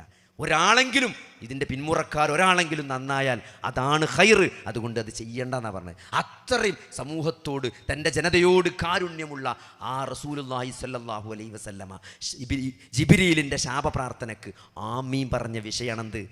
റമളാൻ കയ്യിൽ കിട്ടിയിട്ട് പാപങ്ങൾ പൊറുക്കപ്പെടാതെ പോകുക എന്നുള്ളത്. അത് ഗൗരവമുള്ള വിഷയമാണ്. പിന്നെ രണ്ടാമത് പറഞ്ഞെന്തറിയോ? നേരത്തെ പറഞ്ഞ വിഷയമാണ്. വൃദ്ധരായ മാതാപിതാക്കളെ കയ്യിൽ കിട്ടിയിട്ട് സ്വർഗം കിട്ടാതെ പോകുക എന്നുള്ളത്. ആപ്പ എല്ലാവർക്കും ഇല്ലെന്നോ, ചെറിയ മകൻ്റെ അടുത്താണ് ഉമ്മയും ബാപ്പി ഉണ്ടാകുക. ഓ കൂലി ഓൻ കൊണ്ടോയിക്കോട്ടെ എന്നാണ് അല്ലേ എല്ലാവരും ഒരു ആറ്റിറ്റ്യൂഡ്. എന്താ? ഓ തറവാട് ഓനല്ലെടുത്ത് ഓൻ നോക്കട്ടെ ഉമ്മാനും ബാപ്പാനും. അങ്ങനെയാണ് ആൾക്കാരെ വിചാരം. തറവാട് കൊടുക്കണം ഉമ്മാനും ബാപ്പാനും നോക്കാനുള്ള കൂലി അത്ര. സഹോദരങ്ങളെ, സ്വർഗ്ഗാണ് നഷ്ടപ്പെടുന്നത്. അള്ളാന്റെ റസൂൽ മിമ്പർമെന്ന ആമീൻ പറഞ്ഞത് വൃദ്ധരായ മാതാപിതാക്കളെ കൈ കിട്ടിയിട്ടേ സ്വർഗം നേടാൻ പറ്റിയിട്ടില്ലെങ്കിൽ ശപിച്ചു പോകട്ടെ എന്നാണ്, നശിക്കട്ടെ എന്നാണ്, തുലയട്ടെ എന്നാണ് പറഞ്ഞത്. അതിന് അള്ളാന്റെ റസൂൽ ആമീൻ പറഞ്ഞത് ഗൗരവമുള്ള വിഷയമാണ്. മൂന്നാമത്തെ എന്താ അറിയോ? എൻ്റെ പേര് കേട്ടിട്ട് സലാത്ത് ചെല്ലാത്തവൻ, നബി സ്വല്ലല്ലാഹു അലൈഹി വസല്ലമയുടെ പേര് പറഞ്ഞാലേ സല്ലല്ലാഹു അലൈഹി വസല്ലം എന്ന് പറയണം. അത് പറയാത്തവൻ ശപിക്കപ്പെടും. അതുകൊണ്ട് ഇത് ഗൗരവമുള്ള വിഷയമാണ്. ഈ നോമ്പെന്ന് പറഞ്ഞത് നഷ്ടപ്പെടുത്താൻ പാടില്ലാത്തതാണ് അല്ലേ? എന്തിനാണ് നോമ്പ്? ലഅല്ലക്കും തത്തഖൂൻ, നിങ്ങൾക്ക് തെക്കുവണ്ടാകാനാണ് അല്ലേ? രാവിലെ മുതൽ വൈകുന്നേരം വരെ പട്ടിണി കിടക്കണതേ തെക്കുവണ്ടാകാൻ വേണ്ടിയാണ്. നമ്മളെ നോമ്പ് എന്താ സഹോദരങ്ങളെ? നമ്മൾ രാവിലെ നീച്ചിട്ട് ഇന്നിപ്പോൾ എന്താ പത്തിരി അല്ലേ? പത്തിരിക്കൊന്നും ഇപ്പോൾ ഇതില്ല. പണ്ടൊക്കെ നോമ്പ് പറഞ്ഞാൽ നമുക്കൊരു സന്തോഷമായിരുന്നു. കാരണം അന്ന് ആ പത്തിരി ഇട്ടുള്ളൂ. ഇന്നിപ്പോൾ ഏത് ഹോട്ടലിൽ പോയാലും നെയ്സ് പത്തിരിയാണ്. ചപ്പാത്തി കമ്പനിയിൽ ഒരു 3 റുപ്യക്ക് പത്തിരി ഇട്ടു. ഇപ്പോൾ നെയ്സ് പത്തിരിനേക്കാൾ നെയ്സായ പത്തിരി ഇട്ടു, പേപ്പറിൻ്റെ മാരത്തെ പത്തിരി. അതുകൊണ്ട് അതിനൊരു വില അല്ല. ഇപ്പോൾ പണ്ട് നോമ്പ് വരുമ്പോൾ ഒരു സന്തോഷമാണ് പത്തിരി എന്നാലോചിച്ചിട്ട് അല്ലേ? അപ്പോൾ നോമ്പ് എന്ന് പറഞ്ഞാലേ തെക്കുവണ്ടാകാനുള്ള സാധനങ്ങൾ അത് അടിസ്ഥാനമായി മനസ്സിലാക്കണം. നമ്മൾ തെക്കുവണ്ടാകാൻ പ്രത്യേകിച്ചൊന്നും ചെയ്യണ്ട. നിസ്കാരമൊക്കെ ഒന്ന് 5 വക്ത് പള്ളിയിൽ പോയി ഉള്ളതൊക്കെ ഒന്ന് നന്നാക്കിയാൽ മതി. ഇതൊക്കെ നമ്മൾ ചെയ്യണ കാര്യം തന്നെയാണ്. ആ 5 നേരത്തെ നിസ്കാരം ഒന്നും കൂടി ഖുശൂവോടുകൂടി ബാങ്കൊടുക്കുമ്പോൾ തന്നെ പോയിട്ട് അവൽ സൊഫിൽ സ്ഥലം പിടിച്ചിട്ട് അതിൻ്റെ മുമ്പത്തെ സുന്നത്ത് നിസ്കാരം ഓതൊക്കെ ഒന്ന് മര്യാദയ്ക്ക് ഉണ്ടാക്കി, ഞാൻ നേരത്തെ പറഞ്ഞ കുല്ലല്ലാവൊക്കെ ഒന്ന് മാറ്റി ഒരു അമ്മയൊക്കെ ഓത്. ആ പഴയ കുല്ലല്ലാവ് ഉണ്ടല്ലേ നമ്മളെ, ആ വജ്ജത്തു എന്നൊക്കെ പറഞ്ഞാൽ ഫുള്ള് വലിയ വജ്ജത്തുണ്ട്. നമ്മൾ ഈ ഗൂഗിൾ സ്റ്റോറിലൊക്കെ കിട്ടണ ഫ്രീ ആപ്പ് ഉണ്ടാവും, വെറുതെ കിട്ടണ ആപ്പ്, പൈസ കൊടുക്കാതെ കിട്ടണേ. അങ്ങനത്തെ വജ്ജത്താണ് നമ്മൾ ഓതുന്നത്. ചെറിയ 2 വരിയുള്ള വജ്ജത്താണ്. വലിയ വജ്ജത്ത് 7 വരിയുള്ള വലിയ വജ്ജത്തുണ്ട്. അതൊക്കെ ഒന്ന് പഠിച്ച് ഈ നോമ്പിന് അല്ലേ? ഒരു സുന്നത്ത് നിസ്കാരത്തിലെ അമ്മയൊക്കെ ഒന്ന് ഓതി, ഒരമ്മ സൂറത്തൊക്കെ വെറുതെ സുന്നത്ത് നിസ്കാരത്തിൽ ഓതിക്കോളി. അങ്ങനെ നമ്മൾ നന്നാകുക. ഈ റമദാനിലെ സഹോദരങ്ങളെ, ഈ റമദാൻ നമ്മൾ എന്താ പറയുക, ഈ റമദാൻ കഴിയുമ്പോൾ നമ്മൾ എന്ത് നേടണം, ഈ റമദാനിൽ എന്ത് നേട്ടമാണ് നമ്മൾ ഉണ്ടാക്കേണ്ടത് എന്ന് നമ്മളിപ്പോൾ തീരുമാനിക്കണം അല്ലേ? നമ്മളെല്ലാ ദിവസവും ജോലി ചെയ്യണ പോലെ റമദാനിലും പണിക്ക് പോയാൽ റമദാൻ നമുക്ക് കിട്ടണമെന്നുണ്ടെങ്കിൽ അങ്ങനെ റമദാൻ എല്ലാവർക്കും കിട്ടണ മാതിരി കിട്ടിയിട്ട് കാര്യമില്ല. ഒരു മാറ്റം ഉണ്ടാക്കണം. കുറച്ചും കൂടി ജോലി സമയം കുറച്ച് ഖുർആൻ ഓതാനും, കുറച്ച് ഖുർആൻ പഠിക്കാനും, കുറച്ചൊക്കെ നല്ല കാര്യങ്ങൾ സ്വതക്ക കൊടുക്കാനും, നല്ല പ്രവൃത്തികളും നല്ല വാക്കും അല്ലേ? ഹറാമുകളിൽ നിന്ന് മാറി നിൽക്കുക. അത് മാറി നിൽക്കാതെ നമ്മൾ നോമ്പോറ്റിട്ട് എന്താ കാര്യം? ഹറാമായ നോട്ടത്തിൽ നിന്ന് അല്ലേ? നമ്മൾ യൂട്യൂബിൽ വൈകുന്നേരം അസറൊക്കെ കാണാൻ ഓരോരുത്തർ അങ്ങനെ വീഡിയോ കോലായ്മലും മതിൽമലൊക്കെ കുത്തിരുന്ന് ഈ ഷോർട്സും ഇത് കണ്ട് അങ്ങനെ അസർ കഴിഞ്ഞാൽ പിന്നെ മഗ്‌രിബായി കിട്ടണ്ടേ? മഗ്‌രിബായി കിട്ടാൻ വേണ്ടിക്കാണ്ട് ഇങ്ങനെ കണ്ടിരിക്കുക. സഹോദരങ്ങളെ, ഹറാമായത് ഈ നോമ്പോടുകൂടി, ഈ നോമ്പിനെങ്കിലും ഞാൻ റീചാർജ് ചെയ്യൂല, നെറ്റ് റീചാർജ് ചെയ്യില്ല, TV റീചാർജ് ചെയ്യൂല. ഇനി നമ്മൾ തീരുമാനിക്കുക. TV കാണൂല, നെറ്റ് നോക്കൂല. ഈ സോഷ്യൽ മീഡിയക്ക് നിയന്ത്രണം വേണം. നമ്മളെ സ്ക്രീൻ ടൈം എത്രയും നമ്മൾ നോക്കണം. അങ്ങനെ അതിൽ കയറി അതിൽ വരുന്നതും കാണുന്നതും മുഴുവൻ നാളെ മരിച്ചെന്നൊക്കെ പറഞ്ഞ് ആദ്യം ചോദിക്കുക, ലാസ്റ്റ് വാട്സപ്പിൽ എന്താ വന്നതെന്നാണ് ചോദിക്കുക. ഓരോരുത്തർ വാട്സപ്പ് നോക്കണുണ്ട്, അതാ തോന്നുക. ഇങ്ങനെ നിസ്കാരം കഴിഞ്ഞ് സലാം വീട്ടി അപ്പെടുക്കും, അസ്തഗ്ഫിറുല്ലാഹ് ചൊല്ലിക്കഴിഞ്ഞാൽ പിന്നെ അടുത്ത വാട്സപ്പിൽ ലാസ്റ്റ് വന്നെന്താണെന്ന് നോക്കുക. അപ്പോൾ അതൊക്കെ ഈ നോമ്പ് നമ്മൾ നിർത്തണം. തൽക്കാലം നമ്മളെല്ലാത്തിനും നമുക്കിതൊക്കെ മാറ്റി നിർത്താൻ പറ്റും എന്ന് നമ്മളെന്ത് ചെയ്യണം? ഒന്ന് ബോധ്യപ്പെടുത്തണം. എന്ന് ഖുർആനൊക്കെ കുറച്ച് പഠിച്ച അല്ലേ? ഖുർആൻ എന്ന് പറഞ്ഞാൽ അള്ളാഹു ആകാശലോകത്ത് നിന്ന് ഭൂമിയിലേക്ക് ഇറക്കിയ വഹിയാണ്. ഞാൻ നേരത്തെ പറഞ്ഞില്ലേ, വലിയൊരു സമൂഹത്തെ 23 കൊല്ലം കൊണ്ട് മാറ്റിയെടുത്തത്. നിങ്ങളിത് തമാശല്ല. 1450 കൊല്ലം മുമ്പ് ആ മക്കയിലെ മണൽക്കാട്ടിൽ, ആ മക്കയിലെ മണലാരണ്യത്തിൽ ജീവിച്ച കുറേ കാട്ടറബികളെ നോക്കി ഇന്ന് എവിടെയാണ് 200 കോടിയിലേക്ക് അടുക്കാൻ പോവുകയാണ് മുസ്ലിം ജനസംഖ്യ. ഒരു നബി സല്ലല്ലാഹു അലൈഹി വസല്ലമയും ഖദീജ ബീവിയും അബൂബക്കർ സിദ്ദീഖ് റളിയല്ലാഹു അലി ഇബ്നു അബീ ത്വാലിബും കൂടി തുടങ്ങിയ ആ ഇസ്ലാം എന്ന് പറഞ്ഞത് 200 കോടി ആൾക്കാരായി നിൽക്കണിപ്പോൾ. അത് വെറുതെ ആയതല്ല. എന്തുകൊണ്ടാണ് ആ മാറ്റം ഉണ്ടായത്? 23 കൊല്ലേ ലോക ചരിത്രത്തിൽ ആ മനുഷ്യൻ ജീവിച്ചിട്ടുള്ളൂ. 13 കൊല്ലം മക്കത്തും 10 കൊല്ലം മദീനത്തും ആ മനുഷ്യൻ ജീവിച്ചിട്ടുള്ളൂ. എന്തേ സഹോദരങ്ങളെ ഇന്നും ഇത്രയും വലിയൊരു മാറ്റം? ഇപ്പോഴും യൂറോപ്പിലും അമേരിക്കയിലൊക്കെ. ഇന്നിപ്പോൾ ഞാൻ വരുമ്പം ജെഫ്രി ലാങ് എന്ന് പറഞ്ഞൊരു അമേരിക്കക്കാരുണ്ട്, പണ്ട് മുസ്ലിം ആയതാ. അദ്ദേഹത്തിൻ്റെ ഒരു പ്രസംഗം, വെറുതെ ജീവിതത്തെ ലക്ഷ്യത്തെക്കുറിച്ചുള്ള മൂപ്പര് ടോക്ക് ഉണ്ട്. അത് കേട്ടിട്ട് ഞാൻ അത്ഭുതപ്പെട്ടു പോയി. അതായത് മൂപ്പരെ മാറ്റിയത് എന്താ പറയുക? മൂപ്പരെ മാറ്റിയത് വിശുദ്ധ ഖുർആനിലെ സൂറത്തുൽ ബഖറയിൽ മനുഷ്യൻ്റെ ചരിത്രം പഠിക്കണം 30-ാമത്തെ ആയത്ത് മുതൽ 39 വരെയുള്ള ആയത്തുണ്ട്. വൈദ് ഖാലലിൽ മലായികത്തു ഇന്നി ജാഇലും ഫിൽ അർളി ഖലീഫ എന്ന് തുടങ്ങിയിട്ട് അവസാനം സ്വർഗത്തുനിന്ന് പുറത്താക്കി ഭൂമിയിലേക്ക് ആക്കണേ. ആ ഒരു 9 ആയത്ത് നോതാൻ മൂപ്പർക്ക് അറിയില്ല. അതിൻ്റെ ഇംഗ്ലീഷ് പറഞ്ഞിട്ട് മൂപ്പരെ ജീവിതത്തിലുണ്ടായ എന്തിനാണ് ജീവിതം എന്ന് ആ ആയത്തുകൊണ്ട് മൂപ്പര് പറയുന്നുണ്ട്. കാരണം മൂപ്പരെ കുടുംബത്തിൽ കുറേ രക്തരൂക്ഷിതമായ വാപ്പന്മാനെ തല്ലലും ചോര ഒലിപ്പിക്കലും അങ്ങനെ. അപ്പോൾ മനുഷ്യനുണ്ടാക്കാൻ പടച്ചോൻ പറഞ്ഞപ്പോൾ മരക്കളുമല്ല ചോര ചിന്തന ആൾക്കാരെ എന്തിനാണ് ഈ ഉണ്ടാക്കണമെന്ന് ചോദിച്ചാൽ മൂപ്പർക്ക് ഓർമ്മ വരുന്നുണ്ട്, മാനെ തല്ലിയ വാപ്പാനാണ്, മാനെ ഉപദ്രവിച്ച് ചോര ഒലിപ്പിക്കണ വാപ്പാനെ. അതാണ് മനുഷ്യൻ്റെ കോലം. അങ്ങനെ ആയത്തൊക്കെ മൂപ്പര് ജീവിതത്തേക്ക് ഇങ്ങനെ ബന്ധപ്പെടുത്തിയിട്ട് മൂപ്പര് മാറിയ കഥ പറയുന്നുണ്ട്. അമേരിക്കയിലും യൂറോപ്പിലൊക്കെ ആളുകൾ ഈ ഖുർആനാണ് അള്ളാഹുവിൻ്റെ കലാമ് വായിച്ച് മനസ്സിലാക്കി മാറിക്കൊണ്ടിരിക്കുകയാണ്. അതുകൊണ്ട് ഉണ്ടാക്കാൻ ഈ 23 വർഷം കൊണ്ട് ഈ സമൂഹത്തെ മാറ്റിയെടുത്തത് ഇന്ന് 200 കോടിയിലെത്തി നിൽക്കുന്ന ആളുകളിലേക്കുണ്ടായ ഈ മാറ്റത്തിൻ്റെ കാരണം ഇതൊന്നും ചെറിയ മാറ്റമല്ല. അപ്പോൾ ഞാൻ ഈ താടി വെച്ചത്, ഈ ആൾക്കാരൊക്കെ താടി വെച്ചത്, ഈ ആളുകളൊക്കെ ഞെരിയാണിക്ക് മുകളിൽ വസ്ത്രം ധരിച്ചത്, അല്ലേ? നമ്മൾ വലത് കൈ കൊണ്ട് ഭക്ഷണം കഴിക്കുന്നത് നമ്മൾ അറിയാതെ പോലും നമ്മൾ ഇടത് കൈ കൊണ്ട് കഴിക്കണില്ല. എന്താ കാരണം? അത്രയും ശുഷ്കാന്തി നമുക്ക് ആ വിഷയത്തിലുണ്ട്. അള്ളാൻ്റെ റസൂല് പഠിപ്പിച്ചതാണ്. വലത് കൈ കൊണ്ട് തിന്നണം, വലത് കൈ കൊണ്ട് കുടിക്കണം. അത് അധ്യാപനാണ്. അത് ജീവിതത്തിൽ നെഞ്ചോട് ചേർത്ത് വെച്ചവരാണ് നമ്മൾ. കാരണം അങ്ങനെയാണ് നമ്മൾ നബിനെ സ്നേഹിക്കുന്നത്. നബിനെ നമ്മൾ കണ്ടിട്ടില്ല, നബിൻ്റെ ശബ്ദം നമ്മൾ കേട്ടിട്ടില്ല, നബിൻ്റെ ഒരു സങ്കല്പത്തിൽ പോലും നബിൻ്റെ ഒരു ഇമേജോ എന്തെങ്കിലും നമുക്ക് ഊഹിക്കാൻ പോലും പറ്റില്ല. എന്നിട്ടും നമ്മളെ വാപ്പാനേക്കാളും ഉമ്മാനേക്കാളും മക്കളെക്കാളും സുഹൃത്തിനേക്കാളും നമ്മൾ അള്ളാഹുവിൻ്റെ റസൂലിനെ സ്നേഹിക്കണം. എന്താ പറയുക? അത് ഈമാനാണ്, അത് വിശ്വാസമാണ്. അതെന്തുകൊണ്ടാണ് നമ്മൾ സ്നേഹിക്കുന്നത്? അത് അള്ളാഹുവിൻ്റെ റസൂൽ ഉണ്ടാക്കിയ മാറ്റമാണ്. ആ വിശുദ്ധ ഖുർആനാകുന്ന മാറ്റം അത് ലോകാവസാനം വരെ അള്ളാഹു നിലനിർത്തുമെന്നത് അള്ളാഹുവിൻ്റെ വാഗ്ദാനാണ്. അതുകൊണ്ട് അതിൻ്റെ മാസമാണ് ഷഹ്റു റമളാൻ അല്ലദീ ഉൻസില ഫീഹിൽ ഖുർആൻ. ഖുർആൻ ഇറങ്ങിയ മാസമാണ് റമളാൻ. അതുകൊണ്ട് ആ ഖുർആൻ പഠിക്കാനും മനസ്സിലാക്കാനും പിന്നെ അള്ളാൻ്റെ റസൂലിൻ്റെ അള്ളാഹുവിനെ പറ്റി നമ്മൾ അറിയണം, അള്ളാൻ്റെ ദീനിനെ പറ്റി നമ്മൾ അറിയണം, അള്ളാൻ്റെ റസൂലിനെ പറ്റി നമ്മൾ അറിയണം. ഇതറിയാതെ സഹോദരങ്ങളെ നമുക്ക് ദീന് മനസ്സിലാക്കാൻ കഴിയില്ല. നമ്മൾ അറിയും തോറും നമ്മൾ അള്ളാഹുവിനെ സ്നേഹിച്ചു കൊണ്ടേയിരിക്കും. അള്ളാഹി റസൂലിനെ അറിഞ്ഞാലൊരു മെച്ചം എന്താ പറയുക? നിങ്ങൾക്ക് എത്രത്തോളം നമ്മൾ അള്ളാഹി റസൂലിനെ പറ്റി അറിയണോ അത്രയും നമ്മൾ സ്നേഹിക്കും. അത്രയും സ്നേഹിക്കാൻ മാത്രമുണ്ട് അള്ളാഹും റസൂലും. അള്ളാഹിൻ്റെ ഓരോ പേരുകൾ, അല്ലേ? ഇപ്പോൾ കഴിഞ്ഞ ദിവസം അള്ളാഹ് ഗഫൂറാണ് എന്ന് പറഞ്ഞതിൻ്റെ ഒരു ഹദീസ് വായിച്ചു സഹോദരങ്ങളെ. ആ ഹദീസിൽ ഈ സാധാരണ അറബികൾ യാത്ര ചെയ്യുന്ന സന്ദർഭത്തിൽ മരുഭൂമിയിൽ ഒട്ടകം നഷ്ടപ്പെട്ട് വഴിയിൽ കുടുങ്ങിയാൽ, ഇപ്പോൾ വിശാലമായൊരു മരുഭൂമിയിൽ നടുവിൽ വെച്ച് ഒട്ടകം മിസ്സായി അല്ലെങ്കിൽ ഒട്ടകം ചത്തുപോയാൽ പിന്നെ മരണം ഉറപ്പാണ്. അറബി നോവലുകളിലും അറബി കഥകളിലും ഒക്കെ ചരിത്രത്തിലൊക്കെ കാണാൻ പറ്റും. അവരെന്താ ചെയ്യുകയെന്ന് വെച്ചാൽ അവർ പിന്നെ ആകെ ഒരൊറ്റ ഓപ്ഷനേ ഉള്ളൂ. ഓരോരു കുഴികൾ കുത്തും, മണ്ണിങ്ങനെ നീക്കും, എന്നിട്ട് അതിൽ ഇറങ്ങി കിടക്കും, എന്നിട്ട് നല്ലോണം ചെല്ലി അങ്ങനെ കിടക്കുക. കാരണം മരണം ഉറപ്പാണ്. അതുകൊണ്ട് മൃഗങ്ങൾ കൊത്തി വലിക്കാതെക്കാൻ വേണ്ടിയിട്ട് കുറച്ച് കഴിയുമ്പോൾ നമ്മൾ ക്ഷീണിച്ച് മരിച്ചു പോവും. കാറ്റ് വന്ന് മണൽ വന്ന് നമ്മളെ മൂടും, അങ്ങനെ നമ്മൾ മരിച്ചു.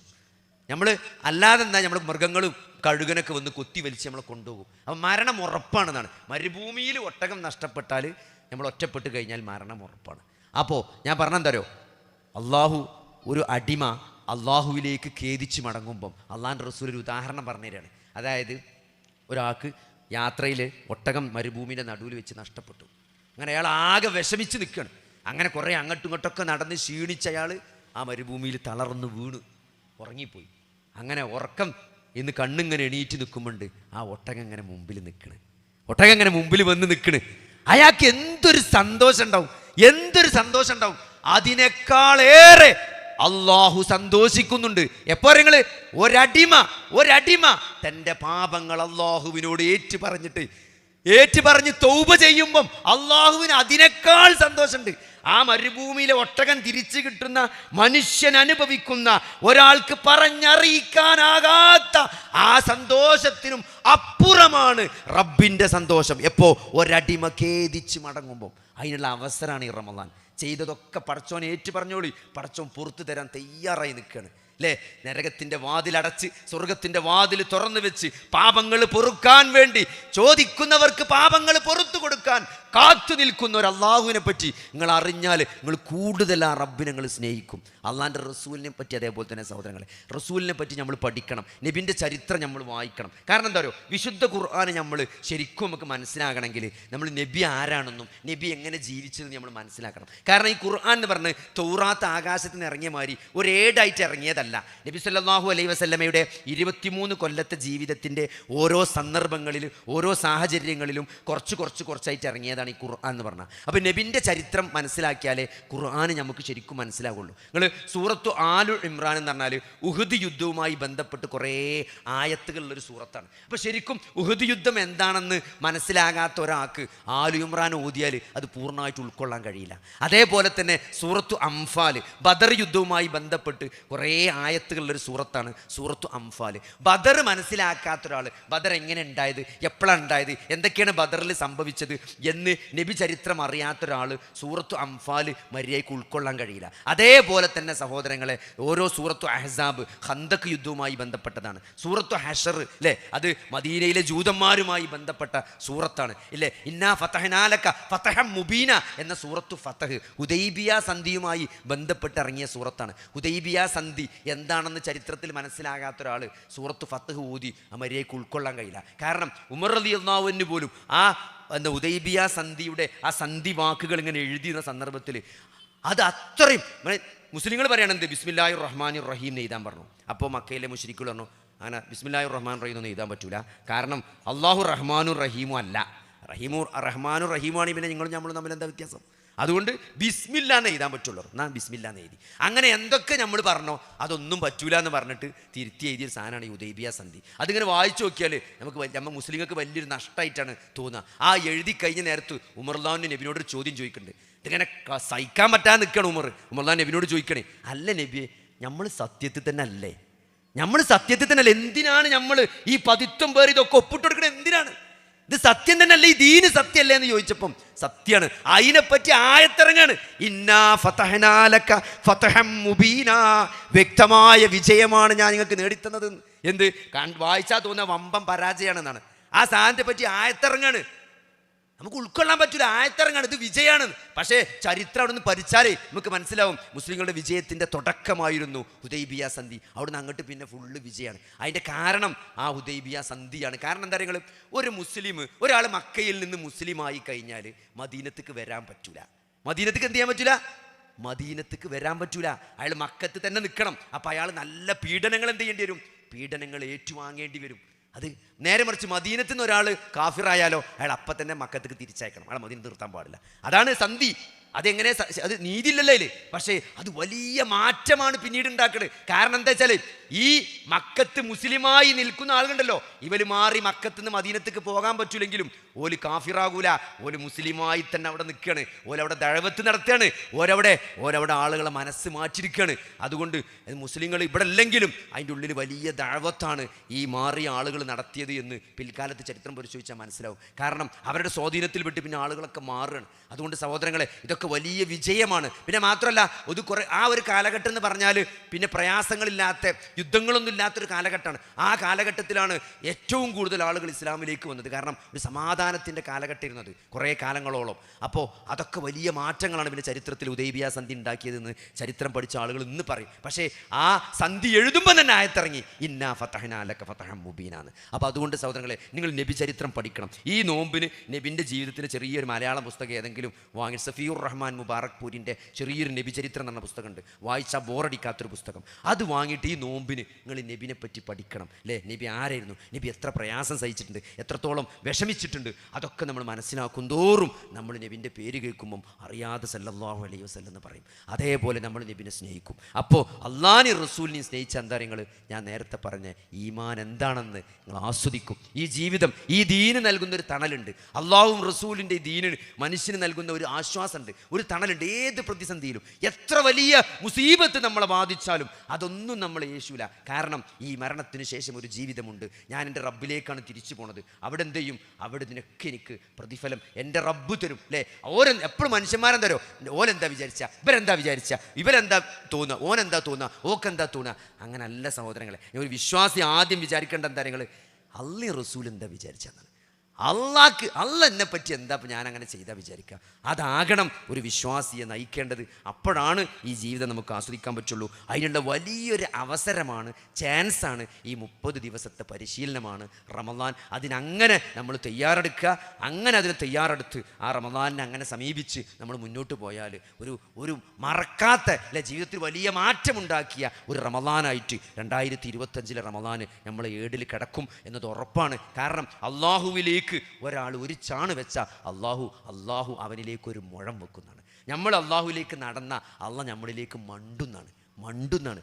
അതുകൊണ്ട് ഒരു നഷ്ടമില്ലാത്ത കച്ചവടമാണ് അള്ളാഹു റസൂലായിട്ടുള്ള ഡീലിങ്സ്. അതുകൊണ്ട് സഹോദരങ്ങളെ, അത് മനസ്സിലാക്കിക്കൊണ്ട് ഈ മതത്തിൽ നിങ്ങൾ പൂർണ്ണമായിട്ട് യാ അയ്യുഹല്ലദീന ആമനൂ ഉദ്ഖുലൂ ഫിസ്സിൽമി കാഫ, മതത്തിൽ പൂർണ്ണമായിട്ട് പ്രവേശിക്കുക. അള്ളാഹു റസൂൽ എന്ത് പഠിപ്പിച്ചോ അതാണ് എൻ്റെ ദീന്, അതാണ് നാളെ പരലോകത്ത് രക്ഷ ഉണ്ടാവുള്ളൂ എന്ന് മനസ്സിലാക്കുകയും അത് മക്കളെയും പേരക്കുട്ടികളെയും അഞ്ചത്തിയാളെയും ഏട്ടത്തിയാളെയും അളിയമാരെയും മൂത്തച്ഛന്മാർ ഇളച്ചന്മാർ എവിടെയൊക്കെ പറയാൻ പറ്റും സഹോദരങ്ങളെ, അതാണ് ദഅവത്ത് എന്ന് പറഞ്ഞാൽ നമ്മൾ പറയേണ്ടടുത്തൊക്കെ നമ്മളത് പറയാം. പ്രയാസമുണ്ടാവും, വിഷമമുണ്ടാവും. കാരണം പ്രവാചകന്മാരുടെ പാതയാണത്.